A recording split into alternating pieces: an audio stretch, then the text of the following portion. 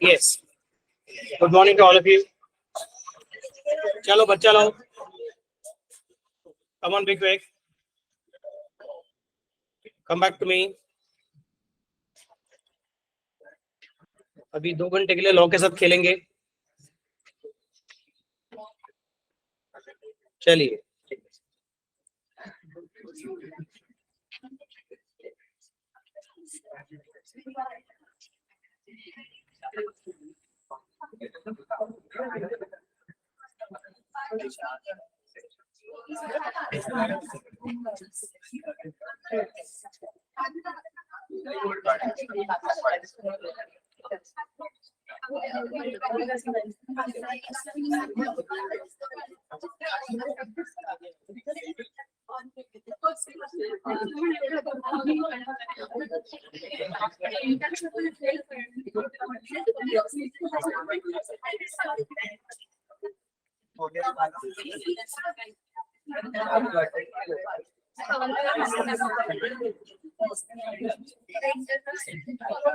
Yes, we have discussed partnership, and we have also discussed the basic. Then we discussed the true test of partnership short note. Partnership he short note आहे आणि true test of partnership साठी section 60 जी short note आहे. Almost similar आहे. तेच point repeat होतात कारण की तेच पॉइंट्स आहेत फक्त, बाकी कुठले पॉइंट्स नाहीच आहेत. मला आठवत नाही डेफिनेशनचं सेक्शन काय आहे. काय डेफिनेशन काय आहे?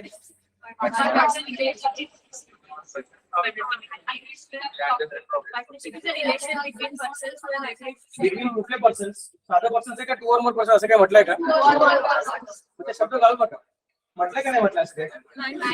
टू और मोर शब्द कुठे आलाय तुमचा? तो फीचर्सला जेव्हा आपण एक्सप्लेन करतो तेव्हा आलेला आहे. इकडे फक्त पर्सन्स म्हटलंय म्हणजे प्लुरल मध्ये टाकून दिलेलं आहे. समस्या की मी काय म्हटलं ते? सो प्लुरल आहे म्हणजे काम समजलं. मग 2 असतील, 4 असतील, 10 असेल, आम्हाला काही फरक पडत नाही. पुढे आपण बघूया की मॅक्झिमम लिमिट काय आहे का. पण बाय डिफॉल्ट इथं डेफिनेशन टू और मोर असा शब्द इकडे कोणतरी बोलला two or more. So let us start again. Section 4 काय सांगते बरं सांगा. काय तर बघून सांगा. No problem.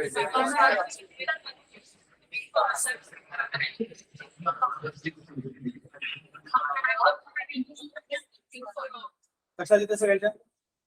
Any problem? म्हणजे आता आपण काय शिकलो की हे रिलेशन आहे, आर्टिफिशियल पर्सन नाहीये. It comes into existence not by the operation of law but it comes into existence on account of agreement. मग लॉचं काम काय आहे? लॉचं काम फक्त त्याला ऍडमिनिस्टर करणं आहे. आपण काल बोललो होतो की तुम्हाला आठवत असेल तर रजिस्ट्रार ऑफ पार्टनरशिप हा पार्टनरशिपचा पेरेंट नाही आहे, तर रजिस्ट्रार ऑफ पार्टनरशिप हा पार्टनरशिपचा विटनेस आहे. आठवतं का मी काय बोललो होतो ते? जसं रजिस्ट्रार ऑफ मॅरेज असतो तसं रजिस्ट्रार ऑफ पार्टनरशिप असतो. कोणी कोणाशी लग्न करावं, कधी करावं, कसं करावं हे तुमचं तुम्ही ठरवा, आम्हाला काही फरक पडत नाही. तुम्हाला साधं लग्न करायचं साधं लग्न करा, थाटामाटात करायचं थाटामाटात करा. तुम्हाला तिकडे फोटो काढायचे, व्हिडिओ शूटिंग करायचं, गाव जेवण घालायचं, काय करायचं करा, किंवा स्वतः पण जेवायचं नाही, ते तुमच्याकडे ठरवा, आम्हाला काही फरक पडत नाही. फक्त रजिस्टर करायला आता मी लिहून ठेवतो हो या दिवशी या माणसाने या माणसाबरोबर किंवा या बाई बरोबर लग्न केलेलं होतं. समस्या मी काय म्हणतो ते? आणि दोघांनी माझ्यासमोर सही केलेली आहे. That is the only thing which is record to be consider. तो जब तक मुझे फिर से कोई बताएगा नहीं कि इनका डिवोर्स हो गया है तब तक मैं कंसिडर करूंगा कि इनका मैरिज चालू है. वैसे जब तक कोई आके बताएगा कि पार्टनरशिप में से रिटायर हो गया या फिर एक्सपायर हो गया या फिर ये पार्टनरशिप में डिसॉल्व हो गया है, तब तक मैं हमेशा बोलूंगा कि ये लोग पार्टनर्स हैं, ये इनका आपस का रिलेशनशिप है. क्या समझ मैं कैसे बोल रहा हूँ? This is the simple idea if you are thinking of when we are talking about register of partnership. मग आपण म्हटलं की पार्टनरशिपचे फीचर्स कुठले कुठले होते? त्यामध्ये पहिला फीचर कुठला होता? There should be agreement, there should be business and there should be sharing of profits of that business and ultimately mutual agency. एजन्सीचा अर्थ काय असतो? एजन्सीमध्ये दोन्ही जे पार्टीज असतात ते by default at equal level असतात की वन इज सुपिरियर आणि one is subordinate? Who is Superior?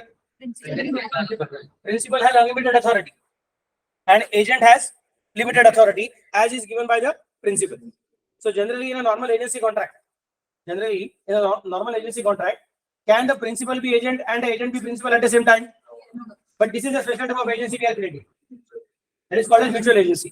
So every partner is number one principal. That means he is having unlimited authority, which is defined only by the agreement, which is restricted only by the agreement.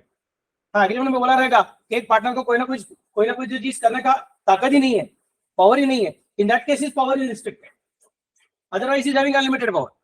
मतलब मेरे बीवी को मालूम था कि बाबा आनंद ने बोला अपने को जाओ ग्रोसरी लेके आओ, उसका पैसा आनंद भर देगा, नो प्रॉब्लम। मेरे बच्चों को पता था कि अरे यार क्या तुमको आइसक्रीम खाने का क्या करने का, लेके आओ मैं पैसा दे दूंगा। तो ये क्या हो गया उनका, मैंने दिया हुआ अथॉरिटी हो गया। But does it mean that their position is limited to that extent? In case of family also there is a mutual agency. So if my wife goes for shopping for a dress, or my kids goes for shopping for a dress or something of that sort, books etc, मैं नहीं बोलूंगा मैं तुझे ice cream का बोला था ना, books का बोला नहीं दूंगा पैसा। That doesn't make any sense because it's a mutual agency. Same is the case with partnership. हमें clearly बोला हुआ रहेगा कि ये करने का नहीं है, एग्रीमेंट में बोला हुआ रहेगा कि this partner does not have a particular authority, then the partner does not have the authority. Otherwise every partner has got unlimited authority and he is having the authority to bind others by the action which is taking. That's why partnership is also considered as a risky business. You can't do partnership with everybody. You can make friendship with everybody, but you don't marry with every person whom you fall in love with. अरे किसी को शाहरुख खान अच्छा लग सकता है, किसी को कौन और कोई हीरोइन अच्छी लग सकती है, मुझे भी हीरोइन का नाम याद नहीं आ रहा है। तो इन दैट केस जिसको जो अच्छे लगते हैं फट से शादी नहीं करता है, अच्छा लगना अलग बात। फ्रेंड्स में भी बहुत सारे लोग अपने को अच्छे लगते रहते हैं, but that is for the purpose of a specific quality which they have. Does not mean that you are going to consider him immediately as a life partner. Same is the case with partnership, because there is a risk associated with that. When you are thinking of family, then you will not accept it. There is a mutual agency. Same is the case with partnership. It's a relationship. It creates a mutual agency. That means it is going to create unlimited difficulties for you if the other person is not having sanity of mind, or his aspirations are different. Her aspirations are different. जिंदगी से क्या चाहिए है और वो कैसे लाने का है, इसका अगर उनका एस्पिरेशंस, वेज, थिंकिंग, संस्कार अलग रहेगा तो बाद में तुमको सिर्फ मैच करते बैठना पड़ेगा. You won't be in a position to manage that particular thing properly. You won't be in a position to get something out of that particular relation properly. Mummy daddy भी क्या बोलते हैं, प्यार करता है बाबा अलग बात है, लेकिन शादी करने का जरा थोड़ा सोचो क्या करने का क्या नहीं करने का. Love is a fragile thing. It doesn't understand the importance of how the system is supposed to work. समझ में कैसे बोल रहा हूँ? So what every time senior people tell you, क्या वो क्या करने का है, जरा जब तुम सिस्टम में उतरने का कोशिश करोगे, जब तुम उसमें से कुछ रिलेशन क्रिएट करने का कोशिश करोगे, then you have to be very careful. ये सचमुच में इस आदमी का दिमाग में अगर कुछ अलग अलग चीजें आता रहेगा तो भी कितना वेरिएशन हो सकता है, ये सोचने का कोशिश करो. समझ में कैसे बोल रहा हूँ? That's the same with partnership, because it creates an unlimited responsibility on other partners because of the behavior of one partner. तो ये अपने को ये भी याद रखना पड़ेगा कि अगर कोई पार्टनर अपने को दिए हुए अनलिमिटेड अथॉरिटी का इस तरह से गलत इस्तेमाल करता रहेगा तो उसको एक्सपेल करने का ताकत बाकी पार्टनर को रहना चाहिए. समझ में कैसे बोल रहा हूँ? Because we are creating this mutual agency, then we should accept that sometimes when a person is entering into a relationship, he may be of sane mind, he may be having a particular value system, and he may be following that particular value system also.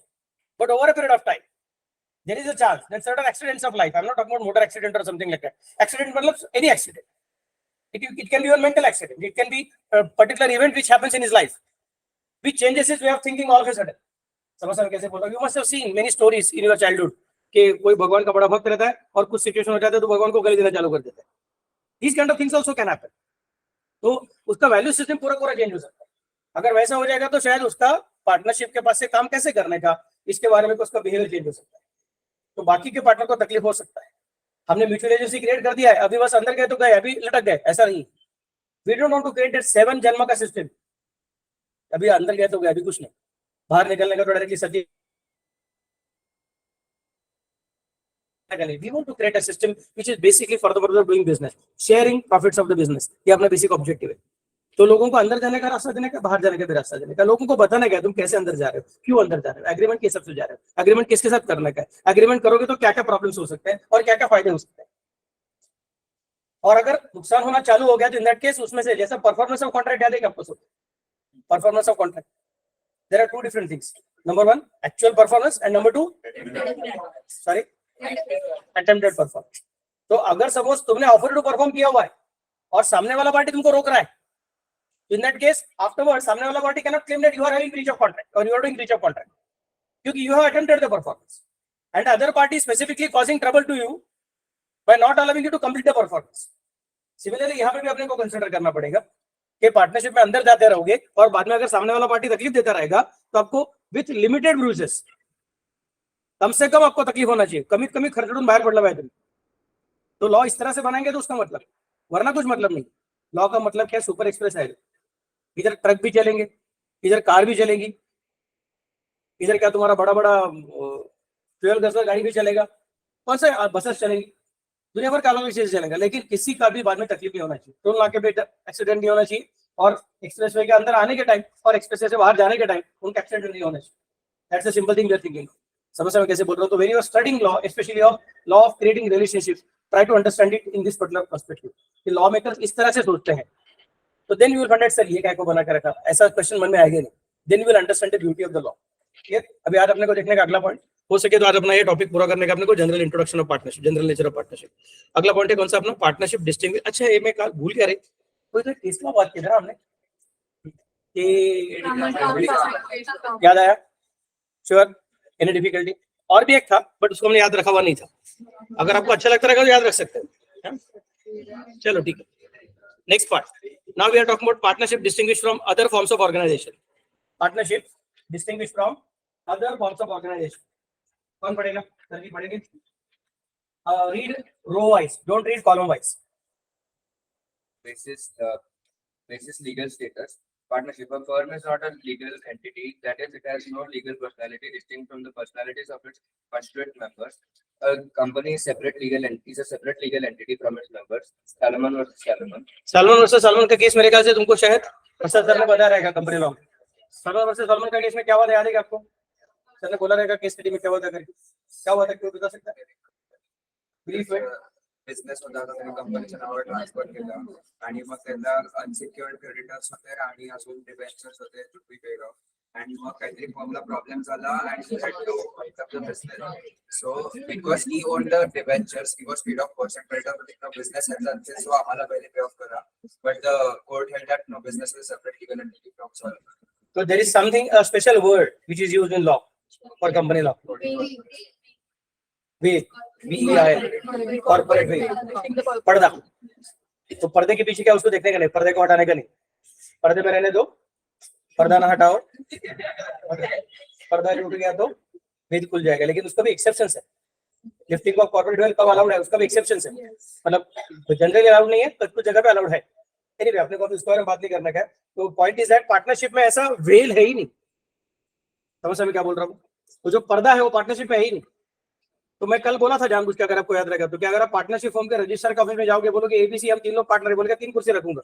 हम बोलेंगे अरे वो company वाले आए थे 3 लोग, private limited company चालू किया था तो हमने 4 कुर्सी रखा था, तो हमको भी तो चौथा कुर्सी दो हमारे फॉर्म को बैठने के लिए. बोलता है नहीं sir, form is not an artificial person. तो मैं बोलूंगा इसका मतलब अगर बाहर से कोई देखता है एबीसी 3 लोगों ने मिलकर प्राइवेट लिमिटेड कंपनी चालू किया है, तो उनको कौन दिखता है? उनको कंपनी दिखता है, एबीसी नहीं दिखते, वो पर्दे के पीछे खड़े रहते हैं. और अगर पार्टनरशिप हम चालू कर दिए तो बोलते हैं पर्दा ट्रांसपेरेंट है, उनको रखने का तो रखो, पर्दा पर्दा नहीं हमारा फॉर्म है बोलो, लेकिन हमको कौन देखेगा? आप ही दिखोगे. समझ में कैसे बोल रहा हूँ? You can say that it is not my responsibility, it is the responsibility of the firm. Liability of the firm is liability of the partners. Sir which partner? Joint liability of the partners. Sir but one of the partner is not having capacity to pay joint and several liability of the partners. क्या समझ में कैसे बोल रहा हूँ? So company के बारे में देखेगा तो, और पार्टनरशिप के बारे में देखा तो, कंपनी क्या है? आर्टिफिशियल पर्सन है, सेपरेट लीगल एंटिटी है. और पार्टनरशिप क्या है? सेपरेट लीगल एंटिटी नहीं है, प्योरली रिलेशनशिप है. अगला पॉइंट कौन सा है तुम्हारा? In a firm, every partner is an agent of the other partners as well as of the firm. In a company, a member is not an agent of the other members or of the company. His actions do not bind us. Yes. तो हमने क्या बोला था? Partnership का true test क्या था? Mutual agency. Company में mutual agency is not a test, not the test. Company में बाय डिफॉल्ट क्या होता है? कंपनी आर्टिफिशियल पर्सन है, सेपरेट पर्सन है, शेयर होल्डर्स अलग है, कंपनी अलग है, मैनेजर्स अलग है, कंपनी रजिस्ट्रार अलग है. कंपनी के साथ ट्रांजैक्शन करोगे तो कंपनी खुद को बाइंड करती है, शेयर होल्डर्स को बाइंड नहीं करती. That's why we specify that liability of the share holder is not to the outsiders. Liability of the shareholder is to the company, and that too only to the extent of unpaid portion of the share capital which is subscribed by him. Face value of the share capital which is subscribed by him. मतलब we are specifying that नहीं यार, ऐसा मत सोचो. जब तुम partnership firm हो तो outsiders when they are dealing with the firm, they are actually shaking hands with the partners. So there is no separate contract between the firm and the partner, and a partner and a and a firm and the outsiders. तो firm बीच में middle man है, इधर outsider के साथ बात कर रही है, इधर पार्टनर के साथ बात कर रही है. तो पार्टनर का फर्म के साथ कॉन्ट्रैक्ट है, वो अपना कॉन्ट्रैक्ट पूरा करेंगे, इनके साथ कॉन्ट्रैक्ट अपना कॉन्ट्रैक्ट पूरा करेंगे. ऐसा नहीं होता है फर्म के बारे में, ये बीच में दिखता ही नहीं है. मैं बोला ऑलरेडी ट्रांसपेरेंट पर्दा है, उसको सेपरेट आर्टिफिशियल पर्सन का स्टेटस ही नहीं. सो आउटसाइडर जब फर्म के साथ बात करते हैं तो actually they are shaking hands with whom? They are shaking hands with partners. So partners are liable for the same. And if one of the partners is doing the shake hand, then the shake hand made by one partner is binding on other partners. क्या समझ सकते हैं कैसे बोल रहा हूँ? Are you getting the point? तो हम क्या बोलते हैं? पार्टनरशिप फॉर्म क्रिएट करके तुमने क्या कर लिया? पार्टनरशिप फॉर्म क्रिएट करके तुमने अपने आप को ज्यादा हाथ लगा लिए. कैसे बोल रहा हूँ? सेकंड करो. तो ये शेक हैंड किसने किया है? मेरे राइट हैंड ने किया कि मैंने किया? मैंने किया। आई कैन से मेरा लेफ्ट हैंड को मालूम नहीं इसके बारे में। समझ मैं कैसे बोल रहा हूँ? I have to accept it that this shake hand is binding on my left hand also. अब ऐसा सोच के देखो कि मेरे पीछे और 4 हाथ लग गए और वो 4 हाथ के साथ 4 बॉडी में लग गया है। क्या समझते? 4 मतलब 8 हाथ रहेंगे फिर इन दैट केस। तो फिर एक हाथ ने सेकंड किया रहेगा, तो जिस तरह से दूसरे हाथ को ना बोलना अलाउड नहीं है, उस तरह से एक हाथ ने सेकंड किया रहेगा, तो ये एक्स्ट्रा बॉडी के साथ लगे हुए हाथ ने किया हुआ सेकंड भी अपने आप वैलिड हो जाता है।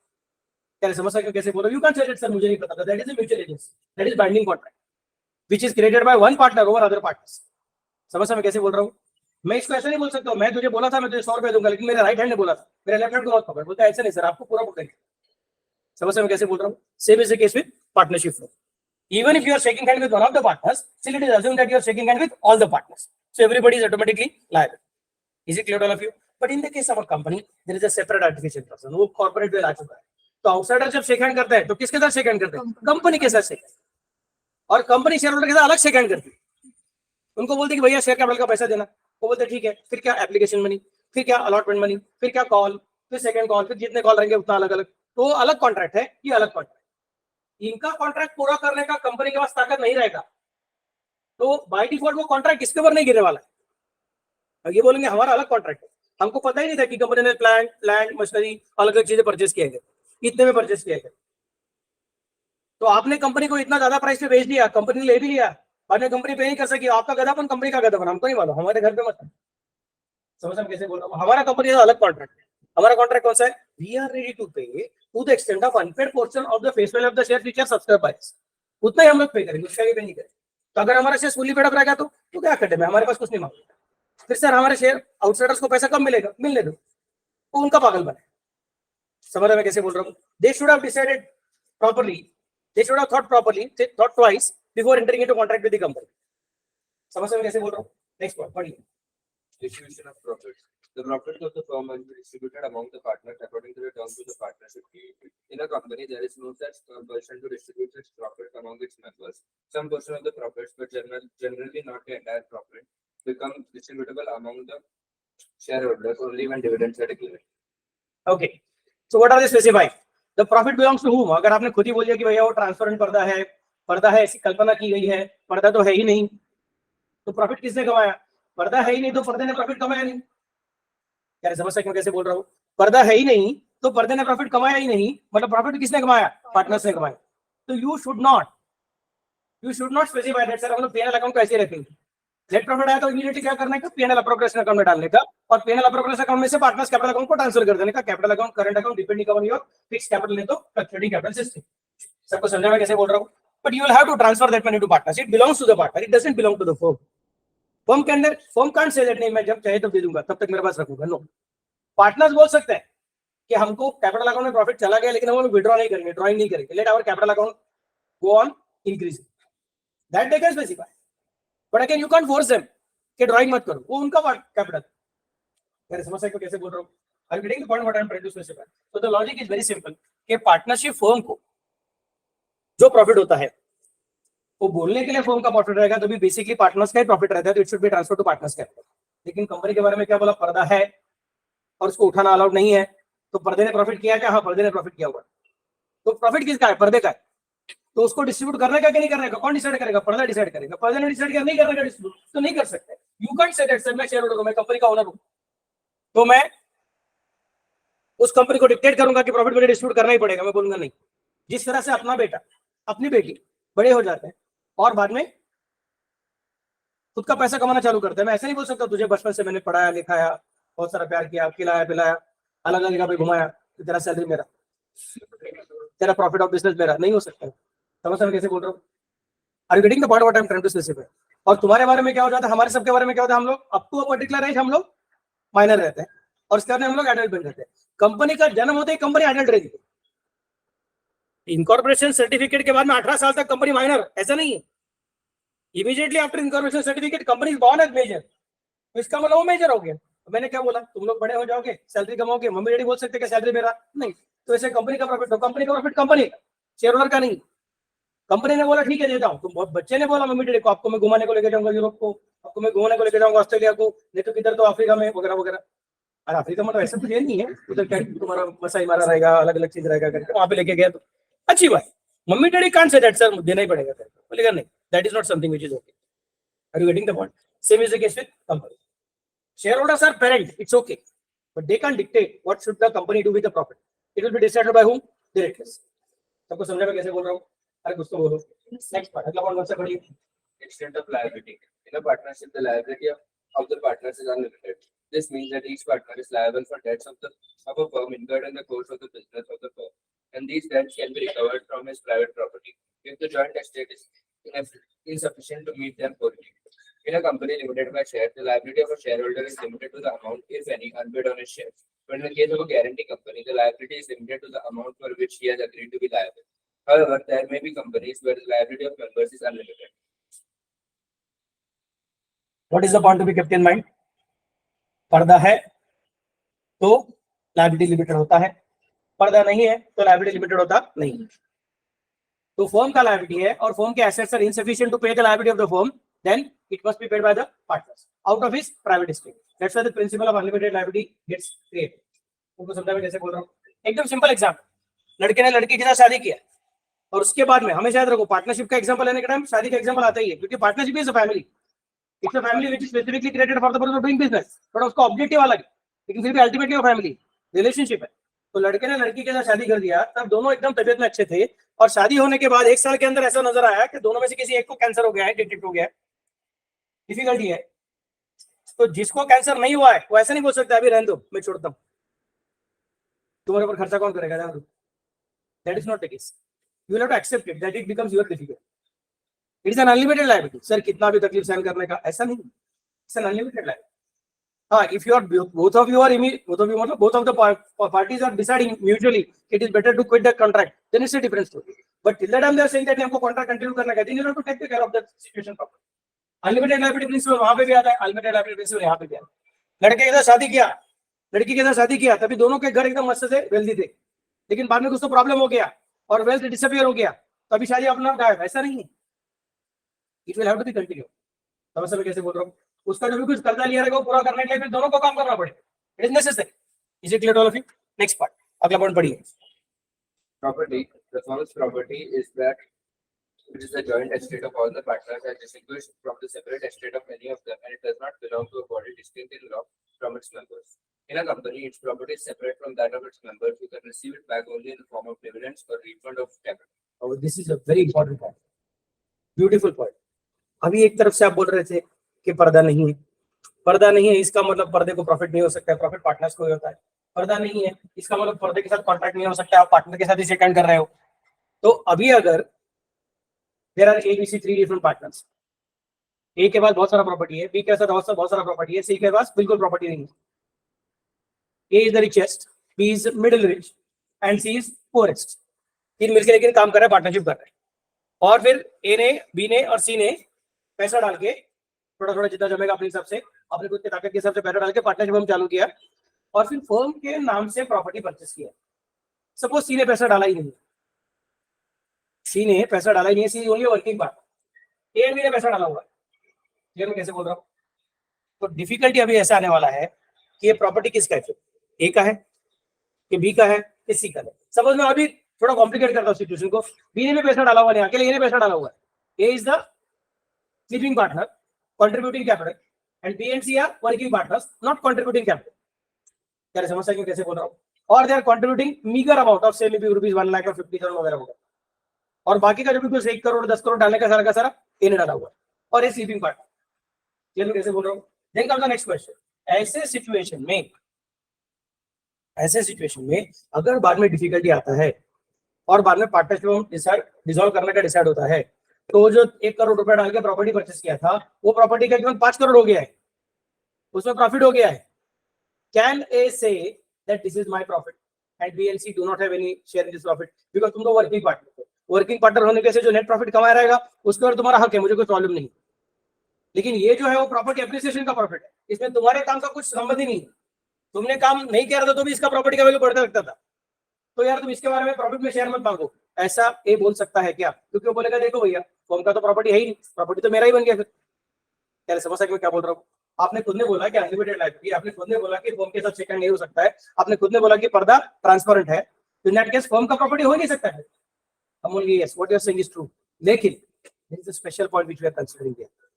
जिस तरह से आपने शायद ही सुना रहेगा, हॉलीवुड के बहुत सारे एक्टर्स इसलिए कभी कभी सुना रहेगा, और शायद बॉलीवुड के भी सुना रहेगा, मुझे पता नहीं, कि वो लोग शादी करने के पहले कुछ तो प्री न्यूपिटल एग्रीमेंट ऐसा कुछ तो करके रखते हैं। इसने सुना है कि कुछ ऐसा कि अगर वो एक्टर बहुत पैसे वाला है, एक्ट्रेस बहुत पैसे वाली है, समझ सर कैसे बोल रहा हूँ, शादी होने के पहले उन्होंने बहुत सारा प्रॉपर्टी बना के रखा हुआ, और बाद में वो एक दूसरे के पैर में पड़ते हैं, उनको लगता है कि शादी करना चाहिए, शादी करते हैं, लेकिन शादी करने के पहले क्या करके रखते हैं, जब आप शादी करने के पहले हमने क्या क्या प्रॉपर्टी खुद के पैसे से बना के रखा हुआ है, उसका लिस्ट बना के एग्री करके रखते हैं कि ये प्रॉपर्टी हमारा पर्सनल प्रॉपर्टी है, ये प्रॉपर्टी हमारा पर्सनल प्रॉपर्टी है, और उसके बाद में शादी करते हैं। शादी करने के बाद कुछ नया प्रॉपर्टी परचेस किया by using their combined money, और even by using one person's money, तो भी that becomes a combined property.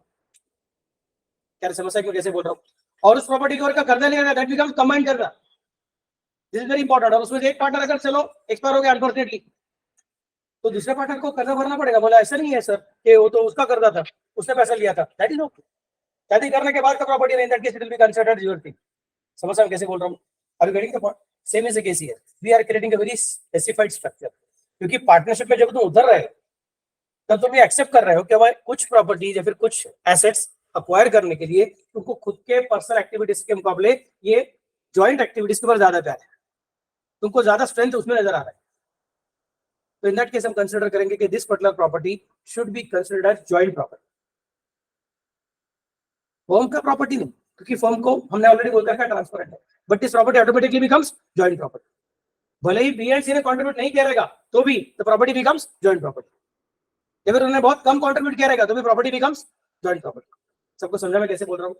अरे कुछ तो बोलो। इसमें छोटा सा डिफिकल्टी आ सकता है कि अगर उनका तीनों का पीएसआर इक्वल रहेगा, तो एक ने 1 करोड़ डाला है और दूसरे ने बाकी दोनों ने 1-1 लाख रुपया डाला हुआ है, लेकिन पीएसआर इक्वल रखा हुआ है, और बाद में प्रॉपर्टी बेच के जाएगा तो सर कैसे कंसिडर करने का?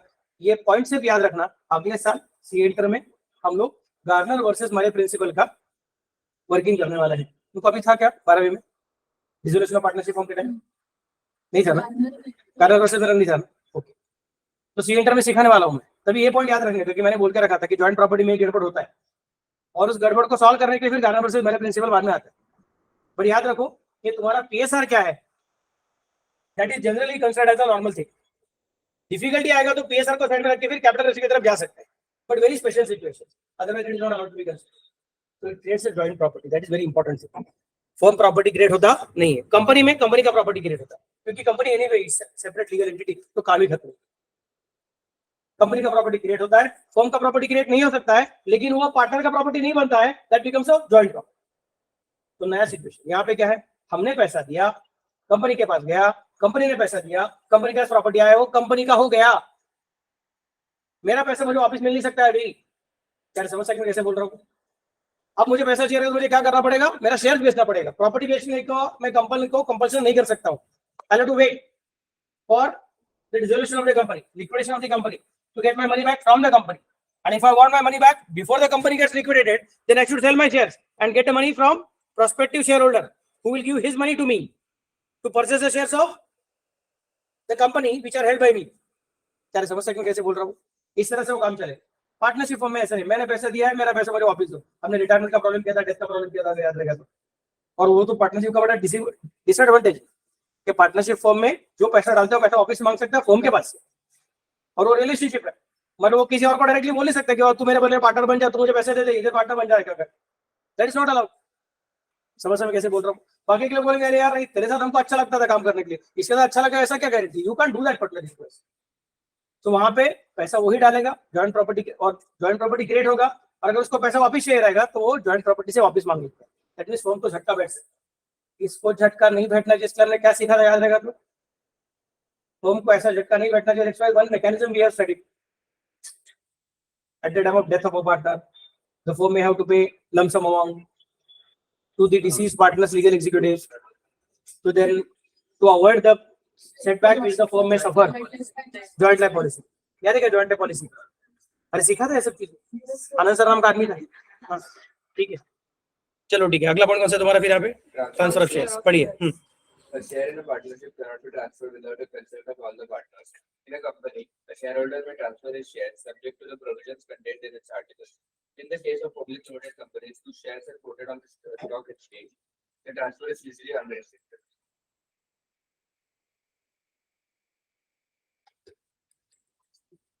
अभी मैंने डिस्कस किया था पार्टनर अपना शेयर किसी और को ट्रांसफर नहीं कर सकता है, तो नहीं कर सकता है बिकॉज वहां पे by default separation of ownership from management रहता नहीं है. Partnership is a relationship.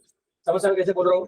तो यहाँ पे क्या होता है कि हमको जिसके साथ काम करने को अच्छा लग रहा है उसके साथ अच्छा लग रहा है, इसका मतलब ये नहीं कि उसको जो जो काम करने को अच्छा लगता है उनके सबके साथ अपने को भी अच्छा लगेगा काम करने के.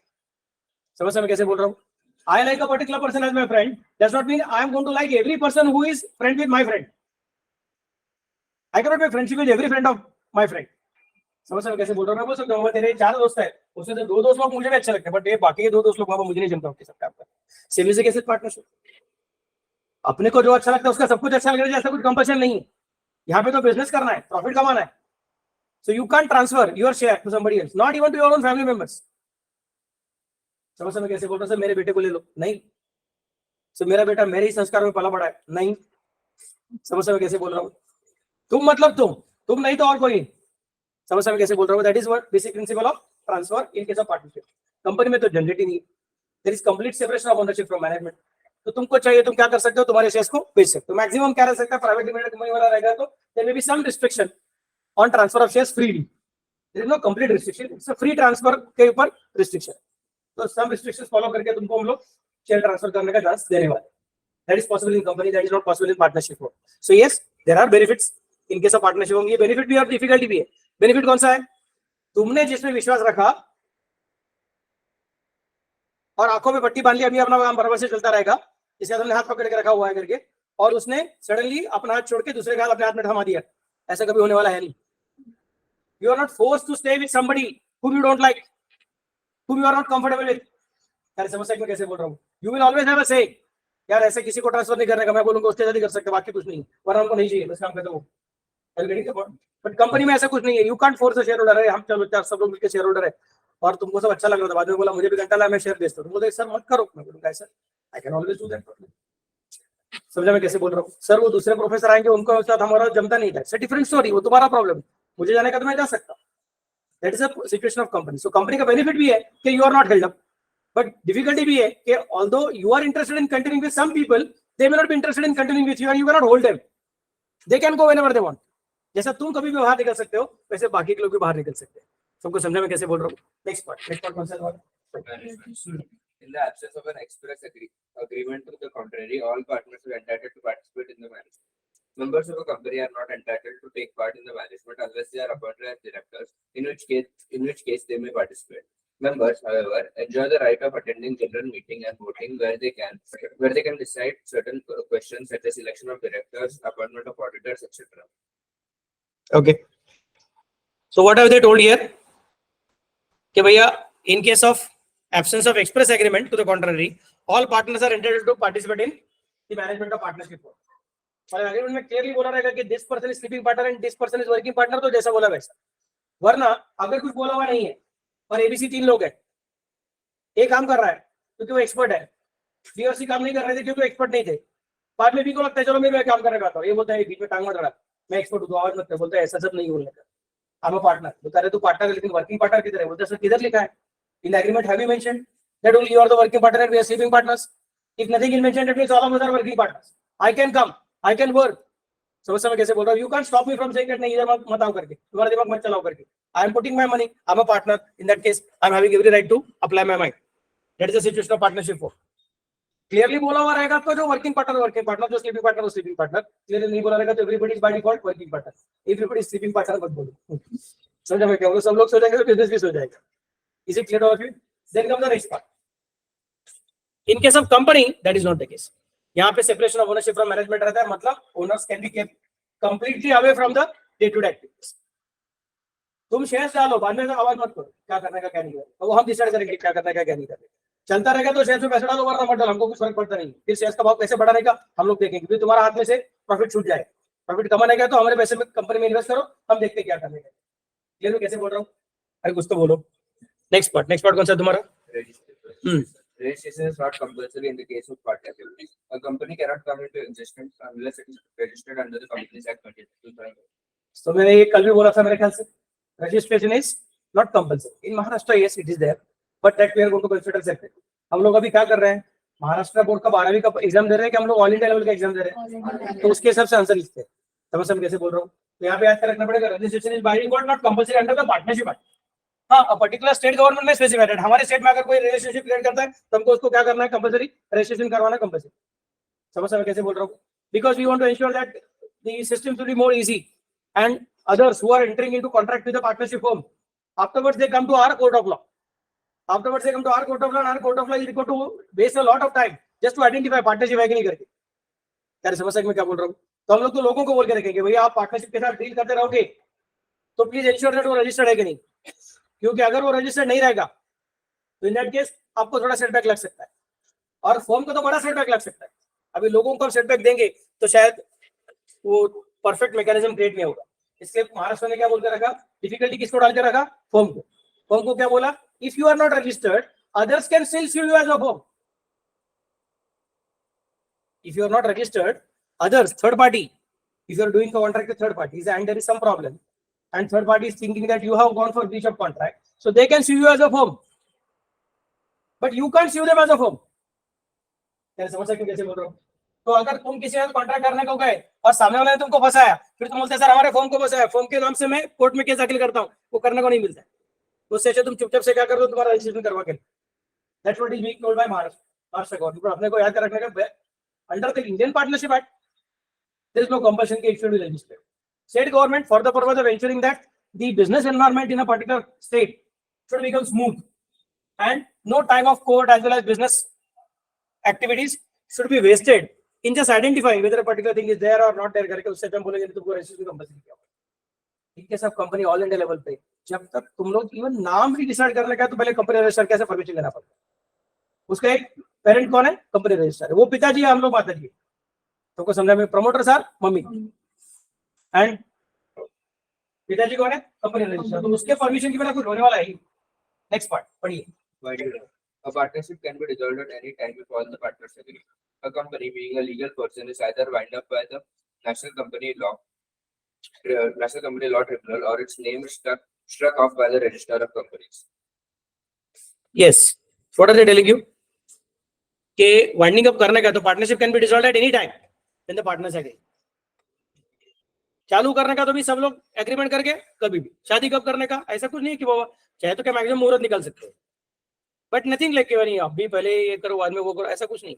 एडल्ट हो गया तो बाद में जब शादी करना है तब कर सकते हैं, बट घाई मत करो please. Okay, anyway the next point is that in case of company, सुनिए ना, इन केस ऑफ कंपनी चालू करने को भी हमने बोल कर रखा है भैया नहीं डायरेक्टली चालू नहीं कर सकते, पहले हमारे पास परमिशन लो, कंपनी चालू करना अलाउड है कि अलाउड नहीं करते, फिर उसका नाम, फिर बाद में रजिस्ट्रेशन, फिर मेमोरेंडम आर्टिकल सब चीजें पूरा करने के बाद में आपको हम इनकॉर्पोरेशन सर्टिफिकेट देंगे। और पब्लिक लिमिटेड कंपनी रहेगा तो उसको और दो स्टेप रहता है, कैपिटल रेजिंग स्टेज और कैपिटल सब्सक्रिप्शन स्टेज, बाद में ट्रेडिंग सर्टिफिकेट स्टेज और commitment of business certificate stage, ऐसा 4 स्टेजेस रहता है। In case of private limited company there are 2 stages of incorporation, in case of public limited company there are 4 stages of incorporation. First stage is promotion stage, in which the promoters are coming together, idea is conceived, then they decide that हम लोग इसको कैसे पूरा करेंगे वगैरह वगैरह, फिर इसको हम किस तरह से लायबिलिटी कैसे रखने का, कैपिटल कितना लगेगा, किस इधर क्या करने का है, कौन सप्लायर्स कौन कस्टमर्स क्या कर, वो सब अपना अलग अलग चीजें करना चालू कर देते हैं। And once they are clear कि ये ठीक से चल सकता है, then they will go for making an application to the company register for the name. तो उसने नाम दे दिया, then they will go for either a company secretary or a lawyer or a chartered accountant to design their memorandum and articles. फिर वो design करने के बाद में then they will again submit it to the company register. अभी भी क्या चालू है, तुम्हारा प्रमोशन स्टेज ही चालू है। प्रमोशन कैसे बोल रहा हूँ, फिर कंपनी रजिस्टर का सबमिट करने के बाद फिर जब वो अप्रूव करेगा, अच्छा मेमोरेंडम आपका ठीक है, हमको कोई प्रॉब्लम नहीं है, certificate, that process wherein the memorandum is getting approved and incorporation certificate is given, that process is called as incorporation stage. That stage is called as incorporation stage. Incorporation stage में company का जन्म हो जाता है। Incorporation certificate is called as birth certificate of the company. समझ में कैसे बोल रहा हूँ।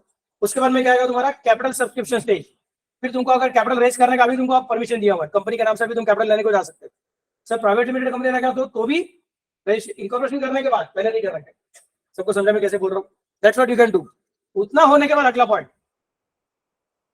प्राइवेट लिमिटेड कंपनी में डायरेक्टली काम चालू कर सकता है, कैपिटल आ गया काम चालू कर, सॉरी इनकॉर्पोरेशन के बाद ही काम चालू कर दो। और पब्लिक लिमिटेड कंपनी को बोला कैपिटल सब्सक्रिप्शन से पूरा करो, सर अभी तो चालू करो काम नहीं, अभी फिर से कंपनी रजिस्टर के पास जाओ, इसको बोलो कि मेरा इनकॉर्पोरेशन सर्टिफिकेट ट्रांसफर था, फिर मैंने ऐसा ऐसा कैपिटल रेज किया हुआ है, अभी ये कैपिटल रेज करके हो गया, मुझे कंपनी चालू करने का परमिशन दो। फिर वो फोर्थ स्टेज और एक सेकंड सर्टिफिकेट देता है, फोर्थ स्टेज में सेकंड सर्टिफिकेट देता है, उसका नाम है कमिटमेंट ऑफ ट्रेड सर्टिफिकेट या तो कमिटमेंट ऑफ बिजनेस सर्टिफिकेट। वो जब मिलेगा उसके बाद में पब्लिक लिमिटेड कंपनी काम चालू कर सकती है। मतलब वहां पे चालू करने को भी टाइम है, तो बंद करने को ऐसा फट से कल से बंद, दैट्स नॉट अलाउड। समझ मैं कैसे बोल रहा हूँ? Then you have to go back again to the register. फिर वो बोलेगा सर एनसीएलटी के पास जाना पड़ेगा। एनसीएलटी मतलब क्या? National company law tribunal. क्योंकि आपने लोगों का पैसा बराबर से देना चाहिए वापस। आपका बिजनेस बड़ा बिजनेस है, बोलो पार्टनरशिप फॉर्म छोटा बिजनेस होता है, ज्यादा लोगों को अफेक्ट नहीं करता है। कंपनी का बिजनेस बड़ा रहता है, यहाँ पे बहुत सारे एम्प्लॉइज रहे, उन्होंने सबके जो ड्यूज रहेंगे अपने बराबर पूरा करने का है, उनका प्रोविडेंट फंड रहेगा, उनका पेंशन रहेगा, उनका सैलरी रहेगा, उनका वेजेस रहेगा। आपने अलग अलग गवर्नमेंट डिपार्टमेंट के साथ अलग अलग ट्रांजेक्शन किए हुए रह सकते हैं, उनके पास आपने अलग अलग कंसेशन किए हुए रह सकते हैं, उसमें से भी कौन सा टर्म्स आपने ब्रेक किया उसके साथ आपको कुछ पेनल्टी लगने वाला है, वो सब चेक करना पड़ेगा। उसके अलावा आपका लैंड, बिल्डिंग, प्लांट, मशीनरी, ये जो भी कुछ बड़ा बड़ा चीजें है, इसके ऊपर आपने शायद अलग अलग लोन लिए हुए रह सकते हैं, तो वो लेंडर का पैसा वापस करना कैसे? तो बेच देंगे लैंड फट से, लैंड फट से बेचना पॉसिबल नहीं। याद रखो जब तक कोई चीज होल्ड करके रखा हुआ रहता है तब तक उसका वैल्यू अप्रिशिएट होता रहता है। जैसे तुम बेचने को निकलते हो, there is no guarantee that तुम उसको फट से बेच सकोगे। हाँ, जब मार्केट सारे के सारे लोग मार्केट ऊपर जा रहा है और तुम छोड़ते हो तो शायद तुम एंजॉय कर सकते हो, लेकिन मार्केट अपना नॉर्मल जा रहा है और तुम बोलते हो मैं छोड़ता हूँ, तो इन दैट केस तुमको ज्यादा पैसा मिलेगा, इसका गारंटी नहीं, क्योंकि you will require that person. मेरे ख्याल से मैं परसों क्लास में बोला था, you will require that person who can invest so much money in that particular asset and still can make money out of that such huge investment. तो console sir क्या बोलेंगे? अभी नहीं, इसके आगे भी शायद और 10-15 साल के लिए मुझे बिल्डिंग को ऐसी पकड़ के रखना पड़ेगा, उसके बाद में शायद इसका रीडेवलपमेंट हो जाएगा, बाद में मुझे शायद पैसा मिल सकता है, लेकिन तब तक मिलने का चांसेस नहीं। That is the same thing. Videocon जैसे बड़ा कंपनी खड्डे में जाने का क्रेडिटर्स का कितना पैसा डूब गया, तो डायरेक्टर्स ने, प्रमोटर्स ने आउटसाइडर्स को अगर डायरेक्टली उनको परमिशन दे दिया कि तुमको जब चाहे तब बंद कर सकते हो without interference of the law, then वो तो आउटसाइडर को पूरा शेंडी लगाएंगे, बोलेंगे ये लैंड एंड बिल्डिंग हमने बेच दिया। किसको बेच दिया? अपने भाई को बेच दिया, कम प्राइस में बेचने का। तो एसेट फिर से अपने पास, सॉल्मन वर्सेस सॉल्मन जैसे। क्या समझ मैं कैसे बोल रहा हूँ? और शेंडी किसको लगाया? आउटसाइडर्स को। ये झंझट हमको नहीं चाहिए, तो यह बंद करने के टाइम यू नो आगे, हाँ we are ready to accept it, the directors can be debenture holders, that is okay for us. हम उसको ना नहीं बोल रहे, बट हमको ये बोलना है कि भैया आप जब डिसॉल्व करने वाले हो तो we want to have transparency in that. तो ये ट्रांसपेरेंसी कौन गारंटी देगा? Government agency should be involved in the same. Partnership में डायरेक्टली करते, कंपनी में dissolution, neither incorporation is quick nor dissolution is quick, it's a lengthy process. सबको समझा मैं कैसे बोल रहा हूँ? ओके, नेक्स्ट पॉइंट पढ़िए। Number of membership. According to section 464 of the Companies Act 2013, the number of partners in any association shall not exceed 100. However, the rule given under the Companies Miscellaneous Rule 2014 restrict the present limit to 50. A private company may have as many as 200 members, but not less than 2, and a public company may have a number of members, but not less than 7. A private company can also be formed by one person, known as one-person company. Okay. Number of members minimum 2 तो लगते ही है, partnership form को भी 2 लगता है और private limited company को minimum 2 लगता है। पब्लिक लिमिटेड कंपनी को 2 नहीं लगते। कितने लगते हैं मुझे याद नहीं, तुम बताओ। 7। तो प्राइवेट लिमिटेड कंपनी रहेगा तो मिनिमम 2, पब्लिक लिमिटेड कंपनी रहेगा तो मिनिमम 7, पार्टनरशिप फॉर्म रहेगा तो मिनिमम 2। ये बेसिक रिक्वायरमेंट्स है। मैक्सिमम कितना है? तो प्राइवेट लिमिटेड कंपनी में मैक्सिमम कितना है? नहीं सुना नहीं दिया, 200। पब्लिक लिमिटेड कंपनी में मैक्सिमम कितना है? अनलिमिटेड। और पार्टनरशिप फॉर्म में कितना है? तो यहाँ पे थोड़ा सा गड़बड़ है। सबसे पहली बात, according to the companies act बोल के रखे बाबा लोग, सेक्शन 464 कंपनीज एक्ट। सर ये पार्टनरशिप का कॉलम है, इसमें कंपनीज एक्ट का टांग गाड़ने को आ रहा है। क्या समझ सकते कैसे बोल रहा हूँ? Are you getting the point? But that is the beauty of this situation कि मैक्सिमम नंबर ऑफ पार्टनर्स कितने रहने चाहिए, किसने बोला हुआ है? कंपनीज एक्ट ने बोल के रखा हुआ है। क्या समझ सकते कैसे बोल रहा हूँ? 464 of the companies act is telling you that partnership form में मैक्सिमम 100 मेंबर रहेंगे तो चले। So actually partnership is quite big. 100 members is not a small thing. अगर 100 members, everybody brings in 10 lakh rupees as capital. It's a big capital. मैं कैसे बोल रहा हूँ? वो small business नहीं होगा, वो बड़ा business. I am not saying it is a large business, but it is going to be medium sized business. SME बोलते हैं ना, SME. Small and medium sector enterprise, समझ में कैसे बोल रहे हो? तो मीडियम सेक्टर में फट से जा सकता है, अरे वेटिंग द पॉइंट।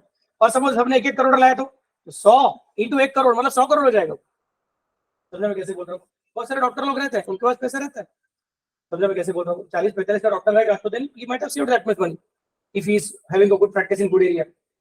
तो 100 डॉक्टर लोग आके 100 करोड़ का कैपिटल रेज कर सकते हैं पार्टनरशिप में, समझ में कैसे बोल रहा हूँ? It's possible. तो कंपनी ने बोल कर कहा ठीक है चलेगा, लेकिन हम लोग 100 तक एक्सेप्ट करने को जा रहे हैं, कंपनी रूल्स बोलता है। लेकिन अगला पॉइंट कौन सा तुम्हारा?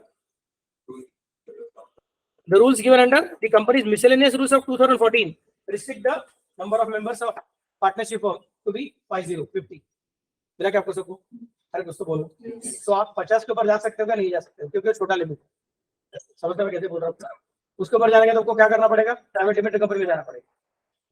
आई getting idea what I am trying to specify? हाँ, लेकिन अभी भी अगर किसी ने पूछा था मैक्सिमम नंबर ऑफ मेंबर्स कितना, मैं बोलूंगा as per the act 100, as per the rules 50।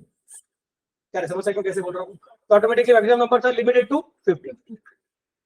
Is it clear all of you? अरे कुछ तो बोलो। नेक्स्ट पॉइंट कौन सा है? पढ़िए, लास्ट पॉइंट है ना। त्या टाइमला जेव्हा हे रूल्स आले तेव्हा ज्या पार्टनरशिप्स मध्ये जास्त मेंबर्स त्यांना काय करायला लागलं? Switch to company.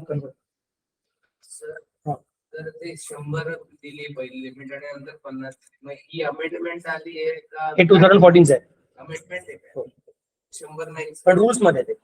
It's not in act, it's not an amendment. Amendment म्हणजे काय, जे आहे त्याच्यातच आपण काय चेंज केलं, अजून ऍक्ट मध्ये काही चेंज केलं नाही. ऍक्ट मध्ये 100च ठेवलं, पण रूल्स मध्ये 50. Rules actually speaking are under the act. So rules are, when they are created, they are basically for the purpose of proper functioning of the act. Act is like a concept. Act is like a concept. Rules are not for the purpose of concept, but they are for the purpose of ensuring that the concept is implemented properly. So practical rules है implementation का. आपको समझ में कैसे बोल रहा हूँ? तो act क्या बोलता है कि अब 100 तक लिया तो भी चलेगा, लेकिन रूल्स बोलते हैं कि अब हमारे पास अभी जो मैकेनिज्म है उसके हिसाब से हम लोग 50 तक हैंडल कर सके. That's the point. Clear? हाँ जी, पढ़िए. duration of existence. Unless there is a contract to the contrary, death, retirement, or insolvency of a partner results in the dissolution of the firm. A company enjoys a perpetual succession. क्या बोला हमने? Where there is a contract to the contrary, death, retirement, or insolvency of a partner results in dissolution of firm. ये मैंने कुछ बोला था specific? नहीं sir, आपने कुछ अलग बोला. आपने बोला था admission, retirement, और death of a partner is dissolution of partnership, but not of the firm. And dissolution of partnership firm is dissolution of the firm, ऐसा आपने बोला था. और यहाँ पे तो बोल रहे हैं कि dissolution of firm, wording dissolution of firm, तो सर आप अकाउंट्स में क्या गलत सिखाते हो? नहीं, इसमें शुरुआत का एक सेंटेंस है, unless otherwise agreed to the contrary. मेरा क्या आपको सबको, मतलब तुम्हारे एग्रीमेंट में ऐसा बोल के रखा रहेगा कि in the case of death of a partner the firm will continue and the deceased partner's legal estate will get so and so. और एग्रीमेंट में बोला रहेगा कि if any one partner retires, decides to retire, other partners are free to continue the business or free to continue the firm after his retirement. In that case automatically firm dissolve नहीं होगा. In that case सिर्फ partnership dissolve हुआ है. और हम जो problem करते हैं 12वीं में या फिर सीए फाउंडेशन में अकाउंट्स का, उसमें रिटायरमेंट के बाद में बाकी के लोग आगे कंटिन्यू करने वाले ऐसे बोला रहते, दैट इज बाय डिफॉल्ट उनका कॉन्ट्रैक्ट है, ऐसा समझ में आता है. इसके लिए मैं क्या बोलता हूँ कि वो डिसोल्यूशन ऑफ क्या है? पार्टनरशिप है. समझ में कैसे बोल रहा हूँ? हाँ, लेकिन अगर एग्रीमेंट साइलेंट रहेगा, what will happen at the time of retirement? What will happen at the time of death? So automatically upon retirement entire firm is dissolved. समझ में कैसे बोल रहा हूँ? Upon death entire firm is dissolved. Admission के time तो तुम admission कर नहीं सकते बेसिकली, क्योंकि एडमिशन के लिए जरूरी क्या है? All partners should agree. समझ में कैसे बोल रहा हूँ? But in case of company that is not a problem. Company by default are artificial person, वो पर्दा है, पर्दा ट्रांसपेरेंट नहीं है, उसको खुद का एग्जिस्टेंस है, तो इन दैट केस वो परपेचुअल रहेगा. शेयर होल्डर्स में कम, शेयर होल्डर्स में गो. एक बहुत फेमस एग्जांपल हमेशा बोलते हैं कि कंपनी का एजीएम चालू था और ऊपर से बॉम्ब गिरा, सारे के सारे शेयर होल्डर्स मर गए, फिर भी कंपनी जिंदा है. समझा मैं कैसे बोल रहा हूँ? All share holders died in one single bomb attack, तो भी कंपनी जिंदा रहेगी. क्यों? Because it's a perpetual succession. वहां पे ट्रांसमिशन ऑफ शेयर्स अलाउड है. So automatically the moment death happens of the share holder, immediately the shares are transferred to the legal. Immediately, there is no time gap. समझा मैं कैसे बोल रहा हूँ? अरे कुछ तो बोलो. भगवान श्री कृष्ण ने गीता में ऐसा कुछ बोल के रखा था कि आत्मा न पैदा होती है न मरती है. जब कोई डेथ होता है तो क्या होता है? वो जिस तरह से हम लोग कपड़े बदलते हैं उस तरह से एक शरीर को छोड़ के दूसरे शरीर में चली जाती है. That's what is told by भगवान श्री कृष्ण. वो कितना सच है सच नहीं मुझे पता नहीं. समझा मैं कैसे बोल रहा हूँ? लेकिन यहाँ पे तो गारंटी है, एक शेयर होल्डर डेथ हो गया तो उसके अंदर जो राइट्स वेस्टेड थे शेयर्स के, immediately they are transfer to the transmitted automatically by operation of law to the legal head. सबको समझा मैं कैसे बोल रहा हूँ? कपड़े बदल दिए, मर गया वो टैप, और जो जिंदा है उसके पास चले। सबको समझा मैं कैसे बोल रहा हूँ? That's a perpetual success. Is it clear all of you? Any difficulty? अपना का डाउट था मगर शायद चला। हाँ ठीक है, okay. So here we complete the distinction between partnership and a joint stock company. Let us now consider partnership versus club. Madam ji आप पढ़िए। हाँ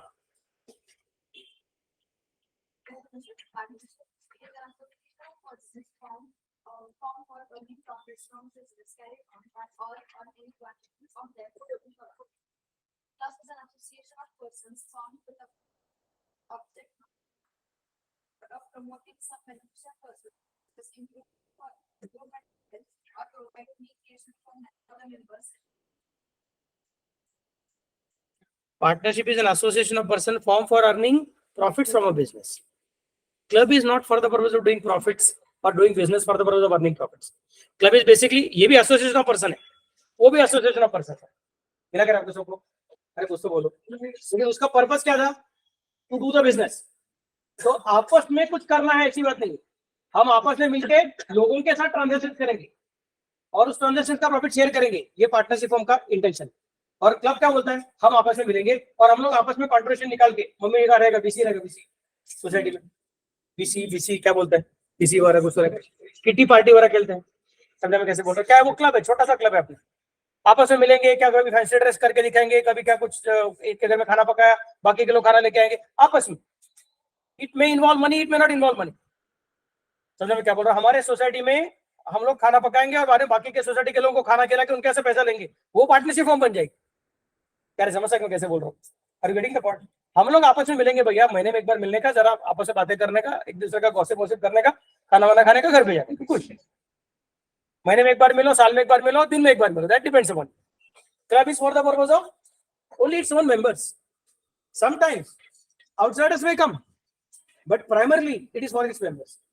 क्या समझ सकते मैं क्या बोल रहा हूँ? सर नहीं, अब हमारे किटी पार्टी था और हमारे घर में मेरी मौसी आई थी, तो मम्मी को क्या करना पड़ेगा? मौसी को घर में रख के खुद किटी पार्टी को जाना पड़ेगा? तो वो चल आ जा, तू भी आ जा, कुछ problem, that is okay for us. और primarily it is for its own members. तो बाद में हर बार मौसी खुद बगैर वहां से आती है, बोलेगी तू क्या कर रही है, कुटाई मारी थी तो ठीक है, उस दिन आया तो तुझे चलेगा, that's not a problem.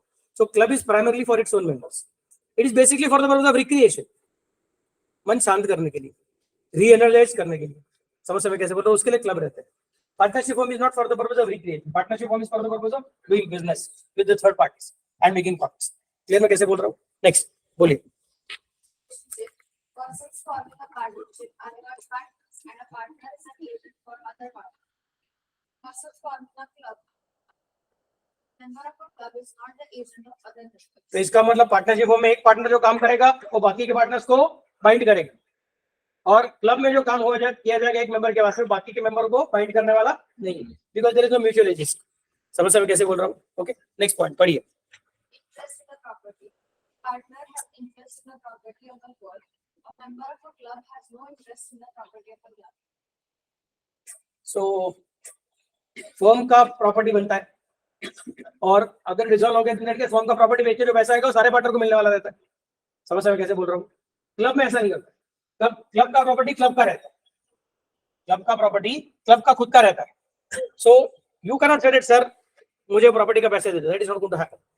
Maximum क्या रह सकता है? क्लब कैन स्पेसिफाई कि आपका मेंबरशिप आगे हम ट्रांसफर करने को देंगे कि नहीं देंगे। फॉर एग्जांपल डेक्कन जिमखाना है, तो किसी के पिताजी वहाँ पे मेंबरशिप लेकर रखा है, पीवाईसी जिमखाना है, 10-20 लाख रुपए भरना पड़ता है मेंबरशिप लेने के लिए। समझ में कैसे बोल रहा हूँ कि भैया मुझे आपकी किटी पार्टी में ले लो? समझ में क्या बोल रहा हूँ? वो बोलेगा ठीक है, हमारा पीवाईसी जिमखाना का बड़ा वाला ग्राउंड है, भंडारकर रोड के वहाँ पे बहुत बड़ा ग्राउंड है हमारा, और बड़ा ग्रीटिंग है मस्त से। तो अगर आप मेंबर बनते हो तो आपका अगर कुछ घर में शादी है, कुछ छोटा मोटा चीज आपको हॉल वॉल करने का रहेगा, तो you can use it all. There is a catering service available here, plus you can come and play. समझ में कैसे बोल रहा हूँ? ये अलग अलग बेनिफिट मिलते हैं हमारे मेंबर्स। बाकी के लोगों को हम दे सकते हैं बेनिफिट शायद, but that too only if you are a member और समथिंग लाइक दैट, और maybe you are connected with the member, तो ये देखें। और उसके लिए आपका पेमेंट अलग हो सकता है, ऐसा कुछ अलग अलग चीज रहने वाला है। और सब वो जिसके पिताजी ने वो मेंबरशिप लिया था, वो पिताजी अभी बूढ़े हो गए और एक्सपायर हो गए, तो क्लब में स्पेसिफाइड है ठीक है, in that case membership may be transfer to the next generation, but there is no compulsion that it will be transfer, it will be decided by the club what is to happen, what is not. फिर वो legal बोलते ठीक है आप transfer नहीं करते हो मत करो, हमारा 10 लाख वापस दे दो, हमारे 20 लाख वापस दे दो। बोलेंगे नहीं हमारे इसमें कुछ ऐसा बोला हुआ नहीं है, जब तक जिंदा है तब तक है, बाद में कुछ नहीं है। समझा मैं कैसे बोल रहा हूँ? It is a contract between the club and the person, There is no guarantee that the contract will automatically continue. Is it clear to all of you? It will all depend upon the constitution of the club. कैसा उन्होंने constitute किया उसके हिसाब से. Partnership में by default you specify that the firm property is partner's property. समझ रहे हो कैसे बोल रहे हो? The firm's property is partner's property. Club के बारे में it is never the member's property. Is it clear to all of you? It is always the club's property. And even the membership can be transmitted or not. That is going to be decided or dictated by the club, not by the members. Clear to all of you? Next. आगे कुछ है क्या? Dissolution. हाँ पढ़िए madam. Change in partners of the firm affect its existence. A change in the membership of the club does not affect its existence. Yes. आगे का pages मत देखो. लास्ट में हाँ इधर इधर शांति से. कितना बाकी है करके टेंशन आ गया क्या? Okay. So dissolution of a partner, dissolution of partnership firm, change in partners of the firm affect its existence. वो आपने अभी दिखा था. Admission, retirement, death, automatically, unless contrary agreed, the firm is automatically getting dissolved. क्या रे समस्या को फर हो गया तो भी क्लब चलता रहेगा.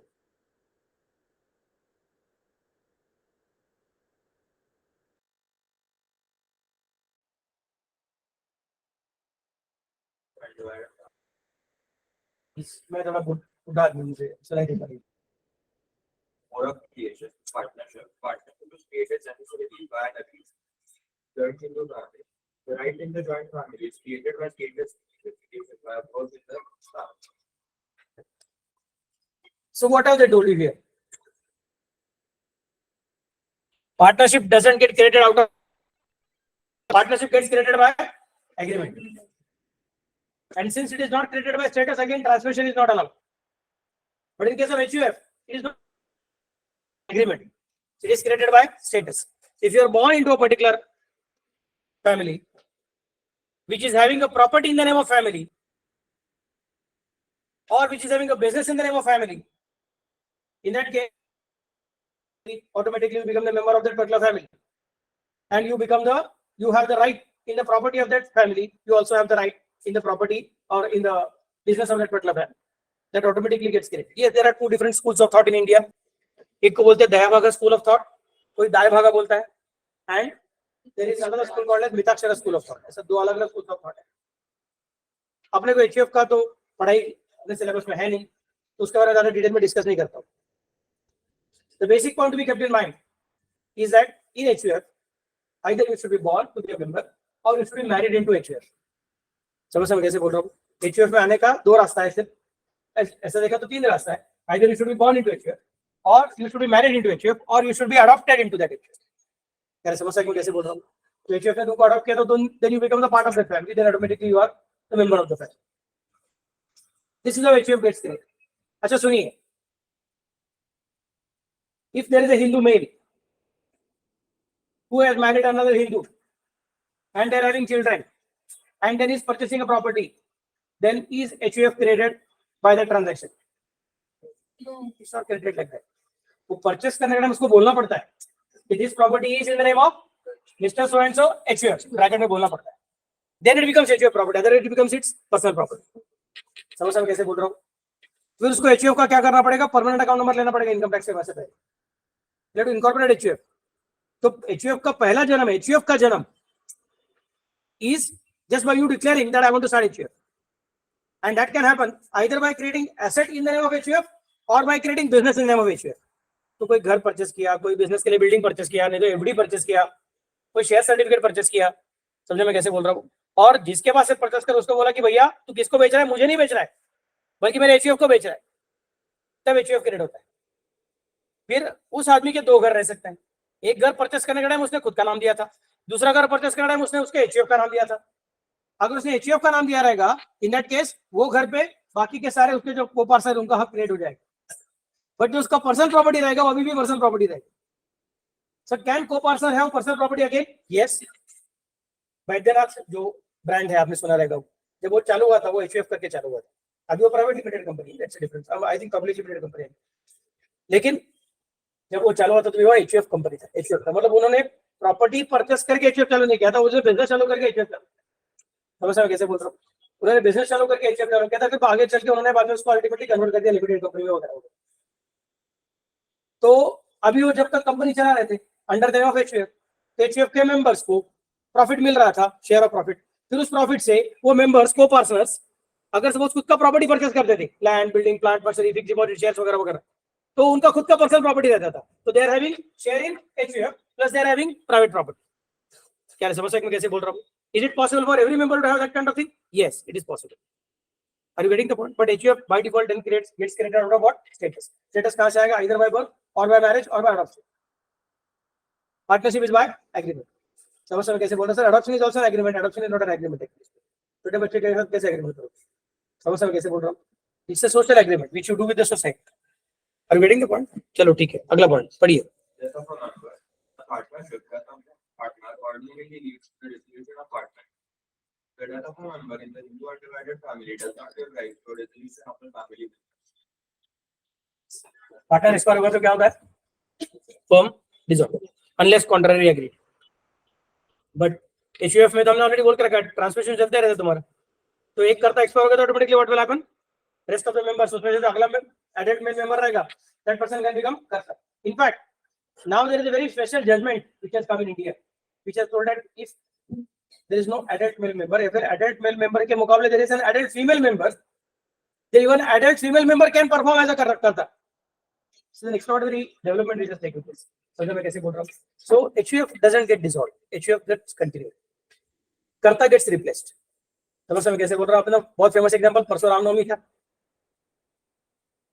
दशरथ चले गए तो राम ने बोला मुझे नहीं करना है, मैं जाता हूं वनवास में, पिताजी ने बोला इसके लिए तो भरत. समझो मैं कैसे बोल रहा हूँ? काम चलते रहेंगे बिकॉज इट्स फैमिली. सर तो पार्टनरशिप भी family, but partnership is a family created out of agreement. This is the family created out of status. There is a difference. समझो मैं कैसे बोल रहा हूँ? ओके, यहाँ पे तुमको एक्सेप्ट करना पड़ता है एचयूएफ में कि जो अपने पार्ट इस फैमिली में जन्म लेगा वो अपना मेंबर है. You can choose maximum at time marriage, you can choose maximum at time adoption, you can choose. But marriage करने का जो बच्चे पैदा होंगे अभी वो फिर से मेंबर बन गए. अरे यार ये बहुत कटकट वाला बच्चा है, समझ रहे हो कैसे बोलो? बिल्कुल सुनता नहीं, तो उसको प्रॉपर्टी से बेदखल कर सकते हो सेपरेटली. समझ सकते, जब तक नहीं करोगे तब तक उसका सब पागलपन तुमको सहन करना पड़ेगा. In fact that is the reason. Now this is an economics part, not a legal part, but that is the reason why Indian businesses were not in a position to compete directly with British businesses. Reason is they were having the capacity to create partnership firms and they were also having the capacity to create joint stock companies. मतलब they were in a position to choose कि मुझे किसके साथ काम करना है, और जिसके साथ काम करना है उसके साथ घर बसाने की जरूरत नहीं है. घर किसी और के साथ बसा सकता हूँ जिधर मेरा मन शांत होगा, और काम किसी और के साथ कर सकता हूँ जिसके साथ काम करने का ताकत रहेगी. क्या समझ सकते कैसे बोल रहा हूँ? तो you are a rich man, you don't want to marry me, it's okay. You are a rich woman, you don't want to marry me, it's okay. Just give me your capital. क्या समझ सकते कैसे बोल रहा हूँ? And then if you don't have large capital, but then there can be lot of different people who are having smaller capital, which will ultimately become again family.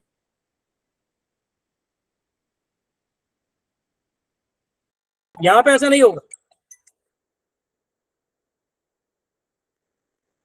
By default, you have to consider that HUF में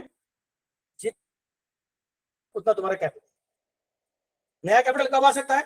marriage करोगे तो dowry में आ सकता है. क्या समझ सकते कैसे बोल रहा हूँ? Dowry was one of the very important principle of raising capital. That's why Indians are also interested in having multiple marriages, because it was issue of shares. If you can understand properly, सबको समझ में कैसे बोल रहा हूँ? It was basically issue of shares. आपको समझा कि मैं क्या बोल रहा हूँ? लेकिन फिर भी उसका कैपेसिटी, अरे यार फिर शादी भी करना पड़ता है, फिर उसके साथ झगड़ा हो गया तो बाद में उसका मम्मी डैडी गाली देने को आता है. समझो मैं कैसे बोल रहा हूँ? तो you are required to think lot of different thing, not just thinking about your business and how to expand that particular business.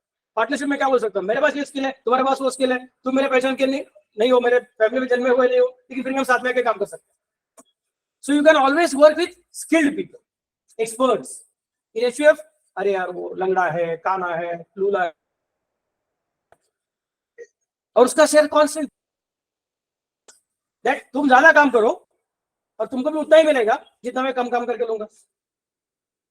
Incentive है काम करने का, तो मैं भी ज्यादा काम क्यों करूं? और तुमको इंसेंटिव है काम न करने का, तो तुम काम क्यों करोगे? तो कॉम्पिटिटिव स्पिरिट जो आना चाहिए, your capacity of innovation, your capacity of automation, your capacity of identifying new ways of making money is automatically reduced. तुम क्या बोलोगे, रहने दो, अपने को क्या करने का, बड़ा फैमिली चाहिए. क्यों बड़ा फैमिली चाहिए? क्योंकि उसके से ज्यादा मैरिजेस होंगे, ज्यादा कैपिटल आते रहेगा. But you are exploiting other families and you are more interested only in agricultural activity. All these families can at least appear to be working, which is called as underemployment in economics. कि productivity तो उतना ही है, total production उतना ही रहता है, लेकिन फिर भी सब लोग काम करते हैं. डिस्गाइज एम्प्लॉयमेंट, अंडर एम्प्लॉयमेंट नाम का कंसेप्ट आता है. Underemployment, sorry, disguise employment. Underemployment मतलब person working at lower level as compare to his skill, that is underemployment. And disguise employment मतलब the person appears to be working but doesn't contribute to the output. So that is the problem of India. समझ में कैसे बोल रहा हूँ? Because you are not thinking that I should be the best and I should work with the best. You are saying that जो भगवान ने दिया अपना हो गया, और अभी यही मिल गया तो मैं आगे क्या कर सकता हूँ, रहने दो, इतना ही काम करता हूँ. That's how the thing goes. समझ में कैसे बोल रहा हूँ? तो HUF का, yes, there are benefits. You are not required to worry about searching a new partner. You are not required to worry about searching a person and convincing him that your ideas are good. Shark Tank में क्या होता है? What happens in Shark Tank? Are you thinking about status? No. You are not born into that person's family.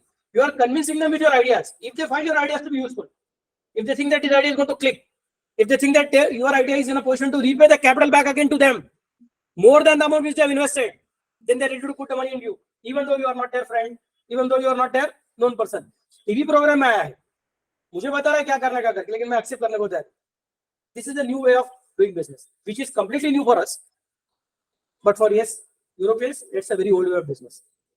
When Shivaji Maharaj was trying to create his empire here, Britishers are already here.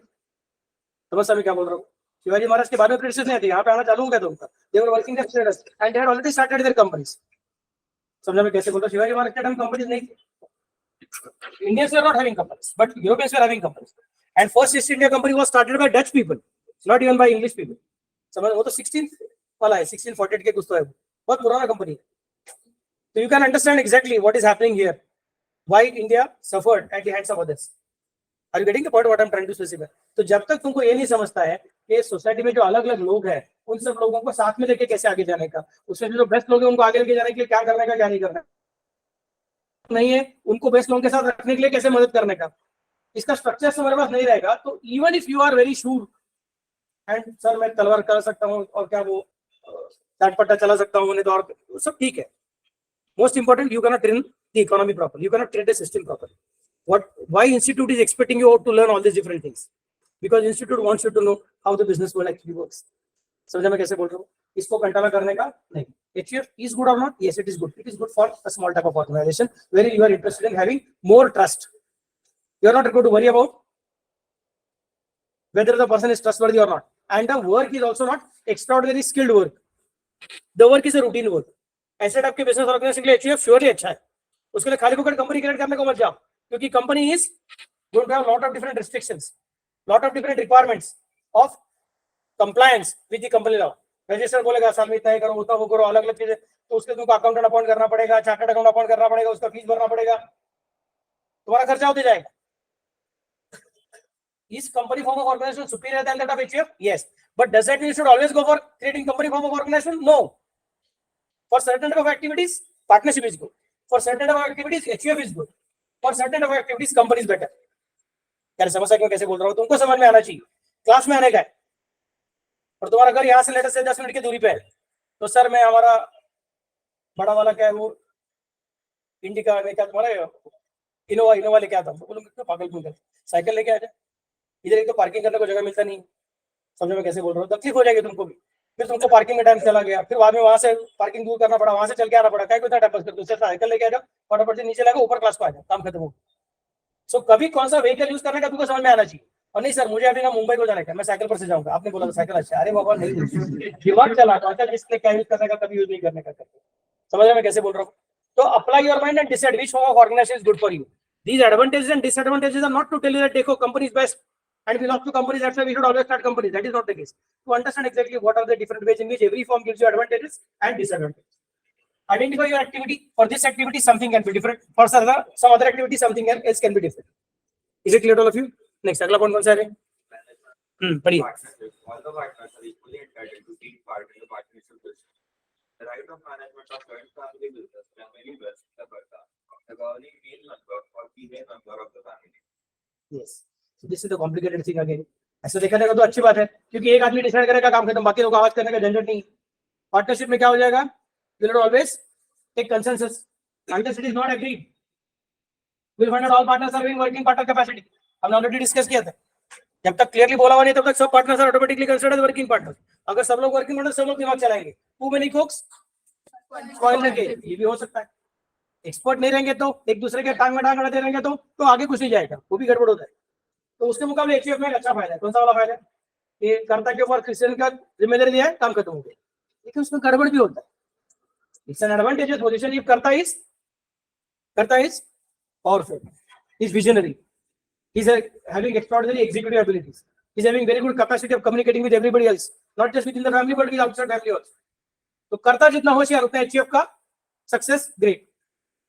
But कर्ता ने बोल दिया नहीं अभी मुझे वनवास को जाने का 14 साल के लिए, तो अरे एचयूएफ पीछे रह गया। समझ रहे मैं कैसे बोल रहा हूँ, गड़बड़ हो जाती है। कर्ता बोलते कि नहीं ये फैमिली मेंबर को नहीं दूंगा तो महाभारत हो जाती है। और जो फैमिली में महाभारत करने का ताकत नहीं है, रामायण करने का ताकत नहीं, वो फैमिली में क्या करते हैं, जी ऐसा कर रहे हैं और ये ऐसी कर रही है, ऐसा करके अंदर गॉसिप करते हैं।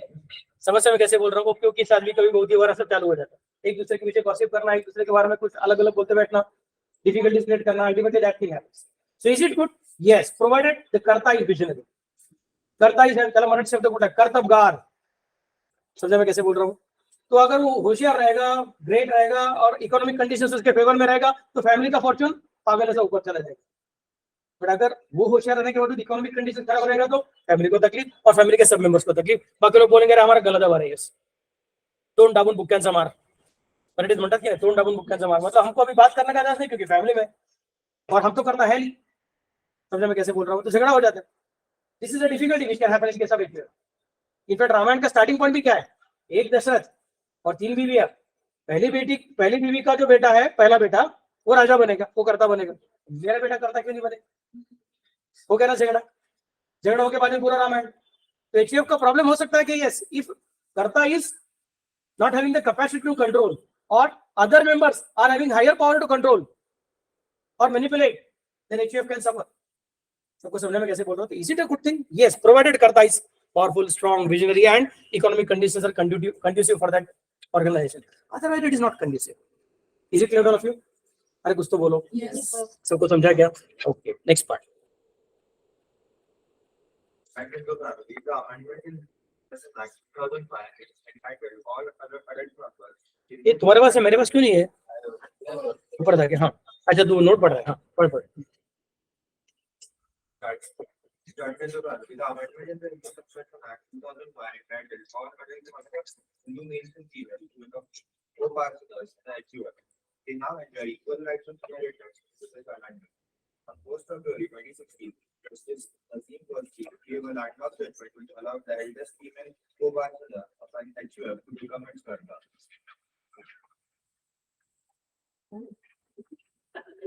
According to White, every partner can, provided they have signed the form. The partner or the manager has the authority to contract for the family business and other members in the family. Yes. So what are they telling you? In the case of partnership form, mutual agency होने के से partners are binding each other. In case of HUF, कर्ता is the manager, बाकी लोगों को तो झंझट ही नहीं है। क्या समझ मैं कैसे बोल रहा हूँ? तो he has authority to contract for the family business and other members of the family. तो कर्ता ने ट्रांजैक्शन किया तो बाकी सबका बाइंडिंग हो गया, और कर्ता ने ट्रांजैक्शन नहीं किया तो बाकी लोग कर्ता को बाइंड नहीं कर सकते। There is no mutual agency. क्या समझ क्यों कैसे बोल रहा हूँ? सो अगर सपोज कोई बाहर का आदमी है, एचयूएफ ट्रांजैक्शन करने को आता है, बोलते हैं कौन है तू? वो पर्सन है, अच्छा ठीक है, कर्ता को लेके बाद में बात कर दे, तेरे साथ कॉन्ट्रैक्ट करूंगा। तो बाद में क्या हो सकता है, वो अगर याद रहेगा तो एक अलग वर्ड अल्ट्रा वीरस, या फिर तुमको समय मेरे का और एक पॉइंट सिखा रहेगा ना कंपनी लॉ में, क्या रहता है वो, doctrine of indoor management and doctrine of constructive notice. नहीं सिखाएंगे तुमको, आने का बाकी है। अच्छा चलिए, वो सब सिखाएंगे तब देख लो, मस्त मजा आएगा बिल्कुल। बट यहाँ पे वही होता है कि हम लोग क्या बोलेंगे, भैया आपके साथ कॉन्ट्रैक्ट करने वाले, लेकिन आप करता हो क्या? क्योंकि आप जो बोलोगे बाकी सबको फॉलो करना पड़ेगा। आप करता नहीं रहोगे तो आप जो बोलोगे करता फॉलो करेंगे, इसका गारंटी नहीं। तो उससे अच्छा आप बात करो ही मत, टाइम पास करो ही मत, करता को लेके आओ, देखते हम लोग काम करेंगे कि नहीं करेंगे। Is it clear all of you? Next part. Liability. हाँ। The partnership, the liability of a partner is unlimited. In a Hindu undivided family, only the liability of the karta is unlimited, and the other co-partners are liable only to the extent of their share in the profits of the family business. liability of the partner is unlimited. In HUF, only the liability of the karta is unlimited, and other co-partners are liable only to the extent of their share in the profit. मतलब ये करता है, वो अपना वैजनाथ का example लेंगे. वैजनाथ का जो सबसे बड़ा बेटा रहेगा वो भी करता बन गया वैजनाथ एक्सपायर होने के बाद, कोई नाम रहेगा उनका वगैरह करके. क्लियर? तो अभी बड़ा बेटा करता बन गया है, सब लोगों को बहुत सारे प्रॉफिट मिले हुए थे. समझा मैं कैसे बोल रहा हूँ? करता सॉरी एचयूएफ के नाम से बिजनेस है, करता के पास उसका प्राइवेट प्रॉपर्टी भी है और को पर्सनस के पास भी उनका प्राइवेट प्रॉपर्टी है. मतलब अभी 3 टाइप का प्रॉपर्टीज है. एक प्रॉपर्टी कौन सा? एचयूएफ का प्रॉपर्टी. एक प्रॉपर्टी कौन सा? करता का personal property. Out of the income he was getting out of the HUF business, he had purchased certain properties under his own name. समझा मैं क्या बोला? तीसरा, out of the income which were generated by the co-partners, they purchase some property in their own personal name. तो 3 type का property होगा, HUF का property, करता का प्राइवेट प्रॉपर्टी और को-पार्टनर का प्राइवेट प्रॉपर्टी. और सपोज एचयूएफ का बिजनेस में गड़बड़ हो गया तो एचयूएफ का बिजनेस का सारा एसेट बेचा जाएगा, लायबिलिटीज को पेमेंट किया जाएगा. अगर हो गया पेमेंट, नो टेंशन, बचा कुछ अमाउंट फिर से करता है को-पार्टनर में डिवाइड हो जाएगा. लेकिन अगर एचयूएफ का एसेट कम पड़ा तो अनलिमिटेड लायबिलिटी है क्या? यस. कितना है? किसका है? सबका नहीं है, कर्ता का अकेले का है. तो कर्ता का जो प्राइवेट प्रॉपर्टी है उसको बेच के एचयूएफ का पेमेंट करना पड़ेगा. ऑब्वियसली पहले एचयूएफ का एसेट बेचो, कम पड़ेगा तो ये कर्ता के प्राइवेट प्रॉपर्टी कहां तक? सर कर्ता का प्राइवेट प्रॉपर्टी भी कम पड़ रहा है, तो फिर कर्ता के प्राइवेट प्रॉपर्टी को पकड़ने के पहले एक्चुअली स्पीकिंग वो पर्सन को भी पकड़ने का रहता है, बट उनका प्राइवेट प्रॉपर्टी पूरा नहीं पकड़ने का, उनको सिर्फ उतना ही देना पड़ेगा जितना their share of profit is demand. ऊपर का नहीं. क्या समस्या क्यों कैसे बोल रहा हूँ? Is it clear all of you? So the liability is designed in a different way as compared to partnership. In case of partnership, all partners are having unlimited liability, whereas this is a separate family जिसमें कर्ता is having, क्योंकि he is taking all the decisions. In partnership, by default you are supposed to be working partner. If nothing is mentioned, you are supposed to be working partner. You are not working, that is your EDSC, but you are supposed to be working partner. Rest is हमारा liability unlimited liability. Whereas in case of HUF, design itself is saying you कि यार कर्ता को काम करने का, बाकी किसी को काम करने का चांस ही नहीं मिलेगा. कर्ता को अनलिमिटेड लायबिलिटी रखेंगे, बाकी किसी को नहीं. क्लियर? जैसा डिजाइन वैसा चेंजेस होगा. अगर सपोज तुम्हारा एक्टिवा है नहीं तो क्या जुपिटर रिपीटर है, तो नेट केस गियर रहेगा कि नहीं रहेगा? नहीं रहेगा, ऑटो गियर रहता है एक्चुअली. तुम सिर्फ एक्सीलरेटर घुमाओ, अपने आप गाड़ी का स्पीड बढ़ेगा, काम खत्म हो गया. पर अगर सपोज तुम्हारा रोलिन रहेगा, क्या एनफील्ड रहेगा, कुछ और चीजें रहेगा, तुम्हारा बजाज कुछ और रहेगा करके दो, तो नेट केस तुमको गियर चेंज करना पड़ेगा. डिजाइन अलग, जैसा डिजाइन उसके हिसाब से उसका फीचर चेंज हो जाता है. सबको समझा मैं कैसे बोल रहा हूँ? तो तुम बोलोगे सर मैं भी एक्सीलरेटर जोड़ जोड़ से घुमा रहा हूँ और मेरा इनफील्ड आगे जाता ही नहीं है, मैं बोल कर मेरा गियर फर्स्ट गियर है, मुझे चेंज करना पड़ेगा पहले उसको. तेरे समझ क्यों कैसे बोल रहा हूँ? ओके, सो डिजाइन चेंज कर दिया तो ऑटोमेटिकली काम करने का तरीका चेंज होता है. वहां पे क्या बोला था? By default all partners unless contractually agreed, all partners are supposed to be working partner, so automatically their liability is unlimited liability for all. यहाँ पे by default design is such that only karta is having capacity to manage, others are not having capacity to manage, therefore liability of karta is unlimited, everybody else is limited. Clear? Next point, पढ़िए. Calling for account closure, a partner can bring a suit against the firm for account, provided he also seeks the dissolution of the firm. On the separation of the joint family, a member is not entitled to ask for account of the family with. Okay, what are they telling you? Liability in a partnership, the liability of a partner is unlimited. Sorry, calling for accounts, sorry. Calling for accounts में a partner can bring suit against the firm. 3 partners है, ABC, A sleeping partner है, बीएन और design से उन्होंने agreement किया हुआ है कि A will be sleeping partner and B and C are working partners. फिर ए को बाहर से पता चल रहा है कि बीएनसी को तो घपला कर रहे हैं, तो बोलते हैं लाओ बुक्स ऑफ अकाउंट मुझे एक बार चेक करने का. बीएनसी को पता चल गया अभी यार बुक्स ऑफ अकाउंट मांग रहा है, हम नहीं देंगे, तो नहीं दे रहे हैं. अब ये बोलते मैं करूँ तो क्या करूँ, because in the agreement it is mentioned that I am sleeping partner. ये मुझे अंदर ऑफिस में आने को भी नाम बोल रहे हैं, अब मैं जाऊँ तो कैसे जाऊँ? So then he can go to the court of law. He can file a case against the firm for production of books of accounts. That is the authority given to the partner. Are you getting the point what I am trying to specify? क्योंकि भले ही तुमने agree किया रहेगा तुम working partner नहीं हो, क्योंकि तुम पार्टनर तो हो, और तुम्हारा अनलिमिटेड लायबिलिटी फिर भी रहने वाला है. Even if you are not a working partner, even if it is agreed that you are not a working partner, still your liability is unlimited. You are having every right to access the books of accounts of the company at any, books of accounts of the firm at any time when you want. In case of HUF, इसको वैसा liability था ही नहीं पहली बार, तो ज्यादा बड़बड़ करो ही मत, चुप बैठो. समझ मैं कैसे बोल रहा हूँ? इन HUF only the liability of कर्ता is unlimited. Sorry, on separation of joint family, a member is not entitled to ask for accounts of a family business. Suppose partnership में झगड़ा हो गया, पार्टनरशिप में नहीं सॉरी HUF में झगड़ा हो गया, उन्होंने डिसाइड किया कि अभी HUF को हम क्या करेंगे, किंतु डिवाइडेड फैमिली कर देंगे, अनडिवाइडेड में से अन हटा देंगे और डिवाइडेड कर देंगे। तो भैया ये दीवार टूटती क्यों नहीं, ऐसा नहीं बोलने का, बल्कि भैया ये दीवार बांधेंगे। यार समझ क्यों कैसे बोल रहा हूँ? तो तुम अंबुजा सीमेंट लेके आ रहे हो और दीवार बांध रहे हो। Is it clear all of you? तो उस वक्त बड़ा भाई बोलता है लेकिन प्रॉफिट इतना ही है फर्म का, अपना सॉरी फैमिली का। छोटा भाई बोलता है इतना कैसे, मुझे मालूम है बहुत सारा प्रॉफिट कमाया हुआ था, लाओ बुक्स ऑफ अकाउंट्स। बोलते नहीं दूंगा, जाऊंगा कोर्ट ऑफ लॉ में, जाओ नहीं मिलेगा बुक्स ऑफ अकाउंट। समझ में कैसे बोल रहा हूँ? That law is designed in such a manner that you are supposed to continue with the undivided family. समझ में कैसे बोल रहा हूँ? Actually speaking, it is difficult to hold people together by law. अगर एक बार मन में खटास आ गई रहेगी कि नहीं मुझे काम करने का नहीं, इनके साथ मुझे मजा नहीं आता है, तो इन दैट केस वो टूटने वाला है। And that is one of the reasons why Hindu businesses were not in a position to prosper a lot. क्योंकि जैसे जैसे बिजनेस बड़ा होता है, तुमको मेरे ख्याल से इकोनॉमिक्स में सिखा रहेगा ना, एक रहता है इकोनॉमीज ऑफ स्केल और दूसरा रहता है डिसइकोनॉमीज ऑफ स्केल।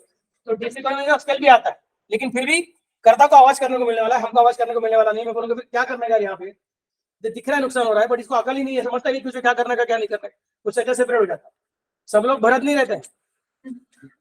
समझता है कैसे बोल रहा हूँ कि 14 साल तक उसको ऐसा लग रहा है तो करने दो, बाद में जब आएगा ऑफिस दूंगा। That's not the case. लोग बोलते हैं ऐसा थोड़ी है, 14 साल के बाद में अपना फैमिली रहेगा नहीं रहेगा पता नहीं, economic situation can be totally different. It is better that I should separate, get separated. What the idea, what I am trying to specify? Clear all of you? अरे कुछ तो बोलो। नेक्स्ट काय झालं, घड्याळाकडे बघते वाळा तू?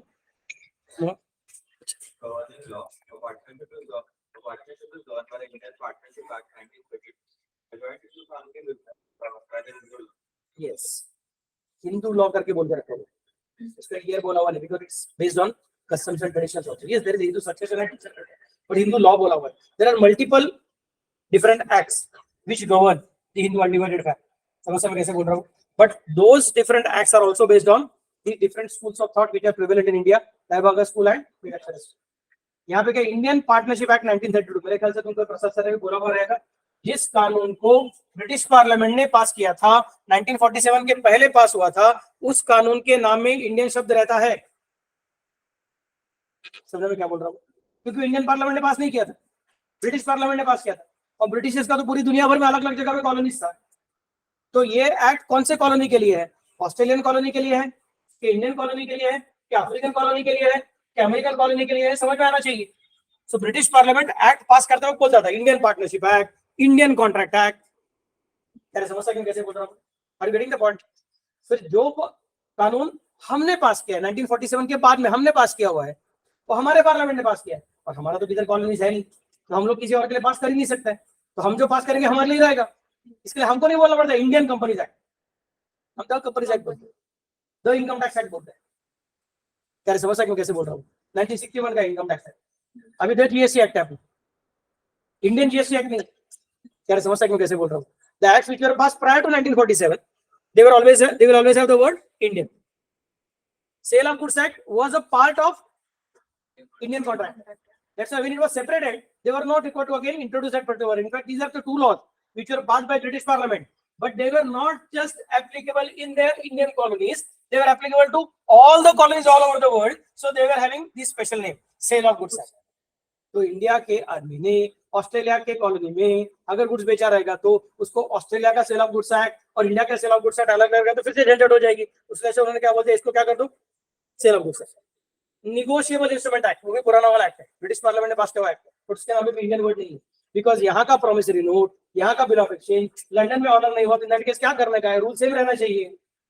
क्या समझ सकते हो कैसे बोल रहा हूँ? सो दिस स्पेसिफाइड दैट इसको भी क्या कंसीडर करेंगे हम लोग, एक ही कानून बनाएंगे, अलग अलग कानून नहीं बनाएंगे। Indian contract act is actually speaking almost a replica of the British contract act, almost, but कुछ कुछ जगह पे चेंजेस है, कुछ कुछ जगह पे चेंजेस है, otherwise it is otherwise you will find it is almost same. But most important, this is how the scheme is design. तो यहाँ पे याद रखो, इसका नाम क्या, इंडियन पार्टनरशिप एक्ट। कभी कहा 1932, मालूम है आपको 1932 1947 के पहले आया था, तो इसके लिए उसका नाम पे क्या है, इंडियन शब्द, समझा कि नहीं? बस अरे अपने पास एकदम चकाचौंध हो जाता है मस्त से। नेक्स्ट पॉइंट, चलो। A partnership, a minor cannot become a partner. So he can be admitted the benefits of partnership only with the consent of all the partners. In Hindu undivided family business, a minor becomes a member of the ancestral business by the incidence of birth. He does not have to wait for attaining majority. Yes. So minor क्या होता है वहाँ पे partner में, partnership में तब तक नहीं आ सकता जब तक all partners agree to his admission, and that too he can be admitted only for the benefits of the partnership. समझ रहे मैं कैसे बोल रहा हूँ? उसको लॉसेस शेयर करने का रहता नहीं। एचयूएफ में तो minor you are admitted upon status, birth हो गया तो इन दैट केस एचयूएफ के पार्ट बन गए। There is no question of HUF में माइनर नहीं रह सकते, माइनर रहेंगे ही। That's why HUF grows. Partnership में तुमको किसी को अंदर लेना पड़ता है, एचयूएफ में लोग अपने आप आ जाते हैं। समझ मैं कैसे बोल रहा हूँ? भगवान ने भेज दिया, ले लिया, काम खत्म। नेक्स्ट पॉइंट कौन सा है तुम्हारा? कंटिन्यूटी। हाँ जी पढ़िए। A firm subject to a contract between the partner heads the or insolvency of a partner. A joint into family as a continuity when it is divided. The status of joint into family is not thereby affected by the death of a member. Okay, continuity में क्या होता है? Form का वो तो already discuss किया हमने बहुत सारा बार। एचयूएफ में ऐसा होता नहीं, क्योंकि वहां पे क्या रहता है, करता चला गया तो उसके जगह पे दूसरा पर्सन आने वाला है, ऐसा करता काम करने वाला है। नेक्स्ट पॉइंट कौन सा तुम्हारा? Number of members. Case of partnership, number of members should not exceed 50. Numbers of actuals who carry on a business may be unlimited in number. HUF का मेंबर में कुछ लिमिटेशन नहीं है। कंपनीज एक्ट ने बोल के रखा था 100 लोग पार्टनर बन सकते हैं, और कंपनीज रूल्स ने बोल के रखा था 50 लोग पार्टनर बन सकते हैं। हम लोग क्या कंसीडर करते हैं? 50 का लिमिट कंसीडर कर लेते हैं। यहाँ पे तो जितने बच्चे पैदा हो जाएंगे, कम रहा रहेगा तो भी चलेगा। समझ में कैसे बोल रहा हूँ? इधर के 100 ऊपर से मम्मी डैडी तो है ही, क्या समस्या में कैसे बोल रहा हूँ? सब लोग कवर कर सकते हैं, that's not a problem. Next point कौन सा है तुम्हारा? Share in the business. हाँ जी पढ़िए। The partnership partner has a defined share by virtue of an agreement between the partners. The actual co-partners has a definite share. His interest is fluctuating much. It is capable of being enlarged by the family diminished by both. Share in the business क्या है? In partnership, each partner has a defined share by virtue of an agreement between the partners. उन्होंने जो बोला रहेगा वो, और कुछ नहीं बोला रहेगा तो ऑटोमेटिकली क्या कंसीडर करने का? Equal. In case of HUF, no co-partner has a definite share. His interest is fluctuating one. It is capable of being enlarged by details in the family, diminished by births in the family. मतलब जैसे नया बच्चा पैदा हो जाएगा, immediately क्या हो जाएगा? डिनोमिनेटर चेंज हो जाएगा। क्या समझ सकते हो कैसे बोल रहा हूँ? डिनोमिनेटर चेंज मतलब व्हाट विल हैपन? शेयर अपने आप कम हो जाएगा। तो उसका वैसे क्या होगा कि जो अच्छा काम कर रहा है उसको ज्यादा रिटर्न्स मिलेंगे, इसका गारंटी नहीं है। जिसके बच्चे ज्यादा है, क्या समझ सकते हो कैसे बोल रहा हूँ? उसको ज्यादा शेयर मिलने वाला है। क्या समझ सकते हो कैसे बोल रहा हूँ? इसी क्लियर ऑल ऑफ यू? अरे कुछ तो बोलो। सबको समझा क्या? तो the logic, in fact sometimes I wonder that particular thing कि भरत और शत्रुघ्न की मम्मी एक ही थी, बराबर ना? लक्ष्मण तो वहां पे वो डिफिकल्टी आ सकता है। मुझे आई टू चेक, मुझे भी एग्जैक्टली याद नहीं आ रहा है, बट रहेगा तुम बोलते रहोगे तो ठीक है, ठीक है। तो in that case that particular point can also come कि यार फिर मेरे पास 2 बच्चे हैं, उसका एक ही बच्चा है, तो in that case I should get more share. समझ में कैसे बोल रहा है? And may be my son should become karta. Who is the most able one, that person should become karta. ये वाला पॉइंट आने के बजाय who is the eldest one will automatically become karta. क्या समझ में कैसे बोल रहा हूँ? So it's a complicated situation which happens in HUF. HUF is good, but HUF is having its own disadvantages.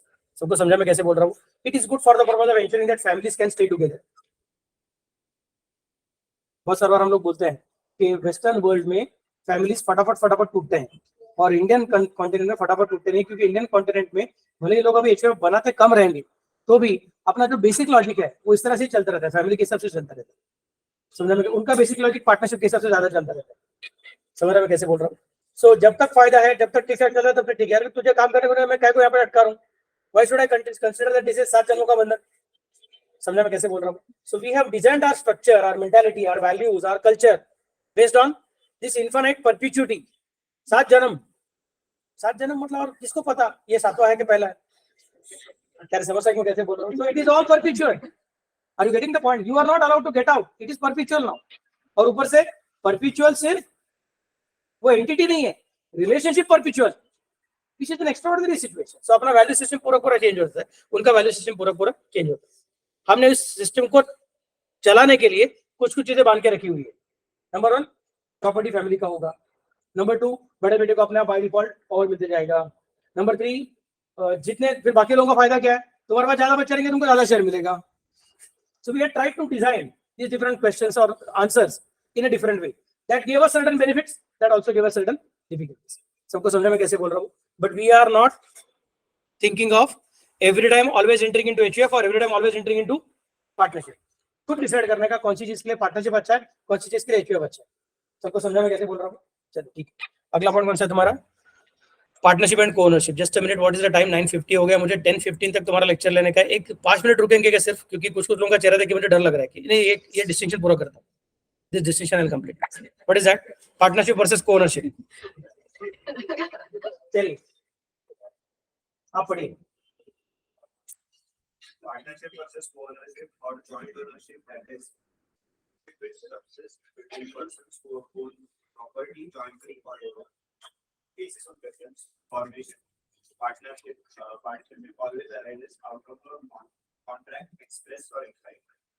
Co-ownership may arise either from agreement or by the operation of law, such as by inheritance. Implied agency, partnership. A partner is the agent of the other partner. Co-ownership. A co-owner is not the agent of other co-owners. एक minute, पहला point क्या था? Formation. Partnership is always by agreement, never by inheritance. I am having 2 sons, so automatically my 2 sons are not going to be considered as partners of each other. They are brothers of each other, but does not mean they are partners of each other. Co-ownership, it can come either out of inheritance, but it can also come out of agreement. दो लोगों ने मिलकर decide किया कि हम लोग property purchase करेंगे। तो सर ने बोला सर आपके साथ काम करने को मुझे अच्छा लगता है, देयर इज नो डिफिकल्टी, तो चलो हम लोग क्या करेंगे, हम लोग एक बड़ा वाला क्लासरूम परचेस करते हैं और हम लोग साथ में मिलकर काम करेंगे। लेकिन मेरे पास उतना पैसा कम पड़ रहा है, थोड़ा आप डालोगे कि मैं बोला चलेगा ठीक है। फिर क्लासरूम किसके नाम से? हम दोनों के नाम से। हमारा पार्टनरशिप है क्या? नहीं, हमारा पार्टनरशिप नहीं है। हम सिर्फ वो प्रॉपर्टी परचेस कर रहे हैं, हम लोग क्या कर रहे हैं? ओनरशिप में परचेस कर रहे हैं। ऊपर कसूर सर का चौथे वाले पे जहाँ पे ऑफिस है, उसके साइड में कॉर्नर में वहां पे जो है कभी चार्टर्ड अकाउंटेंट का ऑफिस हो गया, बहुत दिन से वो बंद था ऑफिस, और अभी वो वहां पे सीए का ऑफिस बन गया। वो जो ऑफिस है ना, वो सीए के ऑफिस ने भाड़े पे लिया हुआ है। जिनका है वो 2 फ्रेंड्स है, they are 2 friends, not brothers, but they have put their money together in that particular property. समझ में कैसे बोला था? It is a co-ownership property and they are doing business differently. उनके अपने अपने खुद का अलग बिजनेस है, उसमें से सेव किया हुआ पैसा इन्वेस्ट करने का था। उन्होंने बोला ठीक है हम दोनों मिलकर यहाँ पे इन्वेस्ट करते हैं, तुम्हारा अच्छा दोस्त है। So this is the co-ownership. Got the idea what I'm trying to specify? Co-ownership can also come out of agreement also. ऐसा कुछ नहीं कि it will be always by inheritance. It can come by agreement. It can also come by inheritance. Next one. दूसरा कौन सा था? Implied agency. Partnership में तो उसका बैकबोन है म्यूचुअल एजेंसी। Co-ownership में एजेंसी है ही नहीं। तो वो जो 2 फ्रेंड्स है जो उस ऑफिस को ओन करते हैं, those 2 friends are not going to bind each other by their activities. सबको समझ में कैसे बोल रहा हूँ? Next part पढ़िए। There is a community of owners which means that profit and losses must be shared. Co-ownership does not necessarily involve sharing of profits and losses. Nature of interest क्या बोलता है? There is a community of interest, which means profits and losses must be shared. Profit भी share करने का, loss भी share करने का। Whereas co-ownership में does not necessarily involve sharing of profits and losses. वो डायरेक्टली क्या बोलेगा? हम सिर्फ जो ग्रॉस रेवेन्यू उसी को शेयर करेंगे, उसका रेंट मिलता रहेगा, रेंट का आधा दे रहा आधा मेरा, काम खत्म। या फिर 25% दे रहा 75% मेरा, depending upon how much is the contribution that person has put in. सबको समझा कि मैं क्या बोल रहा हूं? तो there is no question of profits and losses and other thing, you are directly sharing the gross revenue itself. Next point कौन सा तुम्हारा? Transfer of interest. Partnership, a share in the partnership is transferred by only by the consent of other partners. Ownership, a owner may transfer his interest or rights in a property without the consent of both. तो वो जो 2 owners है ऊपर के classroom या फिर ऊपर के ऑफिस के, उसमें से एक को अगर सपोज घर में थोड़े पैसे की जरूरत आती, तो बोलता है यार मैं अभी क्या करूँ, मुझे पैसा चाहिए, तो ये प्रॉपर्टी को बेचे। बोलता है नहीं प्रॉपर्टी को बेचेंगे नहीं, अभी तो सामने सेक्शन आ गया, अभी तो प्रॉपर्टी का वैल्यू और बढ़ेगा, और एक 10 साल रुक, बाद में शायद बिल्डिंग रीडेवलपमेंट हो जाएगा, तभी तो उसको और पैसा मिलेगा, मुझे रुकना है। बोलता है यार तुझे रुकना अच्छी बात है, लेकिन मुझे तो पैसे की सब जरूरत है, अभी मुझे पैसा चाहिए, अभी क्या करें?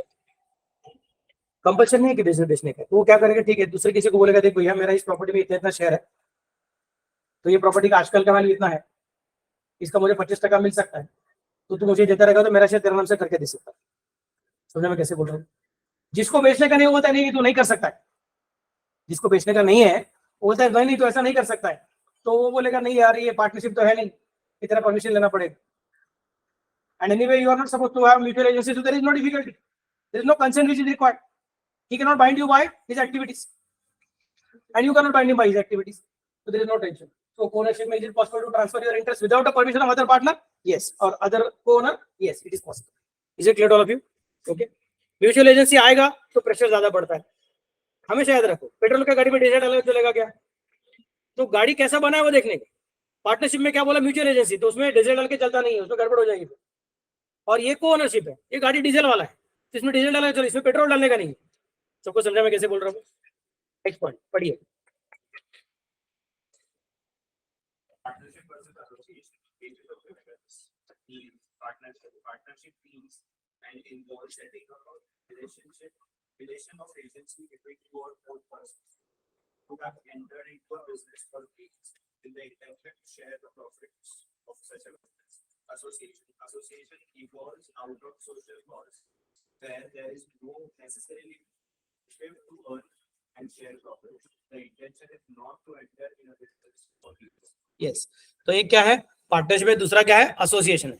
पार्टनरशिप में क्या होता है, पार्टनरशिप में it is involving setting up of a relation of agency, mutual agency है। एसोसिएशन में ऐसा कुछ नहीं है, वो तुम तुम्हारा काम करो, मैं मेरा काम कर रहा हूँ, साथ में काम कर रहा है, बस we are associate of each other. आपने कभी कोई देखा रहेगा सीए फर्म्स के नाम में रहता है so and so and company, कोई की जगह पर रहता है so and so and associates, आपने कभी नाम देखा रहेगा। पार्टनरशिप थोड़ी अलग है और एसोसिएशन थोड़ा सा अलग है। एसोसिएशन में क्या होता है कि तुम्हारे एक्सपर्ट में मेरा एक्सपर्ट, हम दोनों साथ में काम करेंगे, तुम्हारे पास तुम्हारे काम आएंगे तुम करो, मेरे पास मेरे काम आएंगे मैं करूंगा, और मेरे पास जो काम आ रहा है उसमें से अगर मुझे दिखता है कि there is some work which is in your expert area, तो I may recommend your name. यार समझ सकते मैं कैसे बोल रहा हूँ? तो क्या बन गया तुम्हारा एसोसिएशन। एसोसिएशन में क्या करूंगा, I know that you are my all students, ex students of my foundation पूरा हो गया तुम लोगों का, इंटरमीडिएट पूरा हो गया, तो उनका ये बच्चा मुझे क्लास में मालूम है, हमेशा डिसिप्लिन रहता था, बहुत सारा पढ़ाई करता था, देयर वाज नो टेंशन। तो बाद में मेरे पास कोई आता है, बोलते सर मुझे ना जीएसटी का कोई एक्सपर्ट चाहिए, बोलते ठीक है, अरे वो मेरा एसोसिएट है, उसके साथ जाओ। Here I am not just recommending, ये तो मेरा सिर्फ रिकमेंडेशन है, बट अगर सपोज हमने ऐसा कुछ ऑर्गेनाइजेशन ने डिजाइन कर दिया अपना कि एक दूसरे के हम एसोसिएट्स कहलाए जाएंगे, क्लियर में कैसे बोल रहा हूं, तो it becomes easy for the purpose of ensuring, मुझे ज्यादा सोचना नहीं पड़ता है कि अभी तुम्हारा, क्योंकि मैं तुम्हारे साथ हमेशा रोज मिलता रहता हूं, मुझे मालूम है तुम क्या कर रहे हो क्या नहीं कर रहे हो, but it is not a partnership associate. अगर अपन वैसे बोलिए Example, partnership run a business and earn association. Member of charitable society or religious association or an improvement scheme or building corporation or bill insurance society or trade protection association. Association में क्या होता है, मैं बोल सकता हूँ कि Pune manufacturers association PMA, यार समझ सकते कैसे बोल रहा हूँ, तो इसके हम लोग सिर्फ मेंबर्स है, बाकी कुछ है नहीं। तो मुझे क्या मालूम रहता है उसका तो हर साल उनका एक येलो पेजेस जैसा कुछ तो डायरी निकलता है, जिस सबके नाम, उनका क्या एड्रेस है, उनका फोन नंबर क्या है और उनका एक्सपर्टीज क्या, उसका डिटेल्स दिया रहता है। तो जब मुझे मेरा कुछ काम करने का रहता है, मैं देखता हूँ क्या पहले वो डायरेक्टरी निकालो, उसमें से किसका नाम है, ये अपने सब अपने लोगों के मेंबर्स है ना, हम पीएमए के सबको मेंबर्स है, तो then it is easy for me to trust them that they will not give me difficulties, क्योंकि अगर उन्होंने डिफिकल्टीज है तो क्या हो सकता है, I will put it in the information to all the other members, ये पीएमए का ये पर्टिकुलर मेंबर है लेकिन काम ठीक से करता नहीं, तो बाद में उसको बाकी का काम मिलना डिफिकल्ट होते जाए। समझ में कैसे बोल रहा हूँ? So it is obvious that this becomes easy for me to ensure कि I am not directly dealing with completely unknown people. Associations are basically helping people to work with more trust. But here you are not creating any special relationship of liability and capital brought together and sharing of profits etc. तुम तुम्हारा business में मेरा business, सिर्फ हम एक दूसरे को जानते कैसे, because we are a member of particular association. These are the different ways in which partnership is different from other forms of organization. I hope you have understood all the features of partnership now properly, and the concept of that corporate veil, which is lifted sometimes but generally not lifted in case of companies, and in partnership it is completely transparent or non-existent. उसके से क्या क्या फर्क पड़ता है, सबको समझा क्या मैं क्या बोल रहा हूँ? एंट्री, एग्जिट, राइट्स, लायबिलिटीज, क्या क्या फर्क पड़ता है, सबको समझ में आया? These are the different points which I wanted to discuss. Next point अभी कौन सा बाकी है, काइंड्स ऑफ पार्टनरशिप बाकी है। तो उसमें तीन टाइप का पार्टनरशिप बेसिकली रहता है, एक बोलते हैं पार्टनरशिप एट विल, एक बोलते हैं पार्टनरशिप फॉर स्पेसिफिक पीरियड, और एक बोलते हैं partnership for specific purpose. Basic तीन है बट उन्होंने चार करके दिखाया, हम डिस्कस करेंगे क्या है क्या नहीं। एक बार काइंड्स ऑफ पार्टनरशिप हो जाएगा, फिर बाद में क्या आएगा, kinds of partners, then this topic gets complete. Okay ठीक है, आज के लिए इतना ही काफी है। मुझे मालूम है सिर्फ 10 ही बजा हुआ है, तुम्हारे पास ज्यादा बड़ा ब्रेक आएगा, बट ये 15 मिनट में होने वाला है नहीं, और कोई कोई लोगों का चेहरा देख के मुझे वैसे भी डर लग रहा है, तो ठीक है, I think that break is good for you. चल, सी यू ऑन मंडे।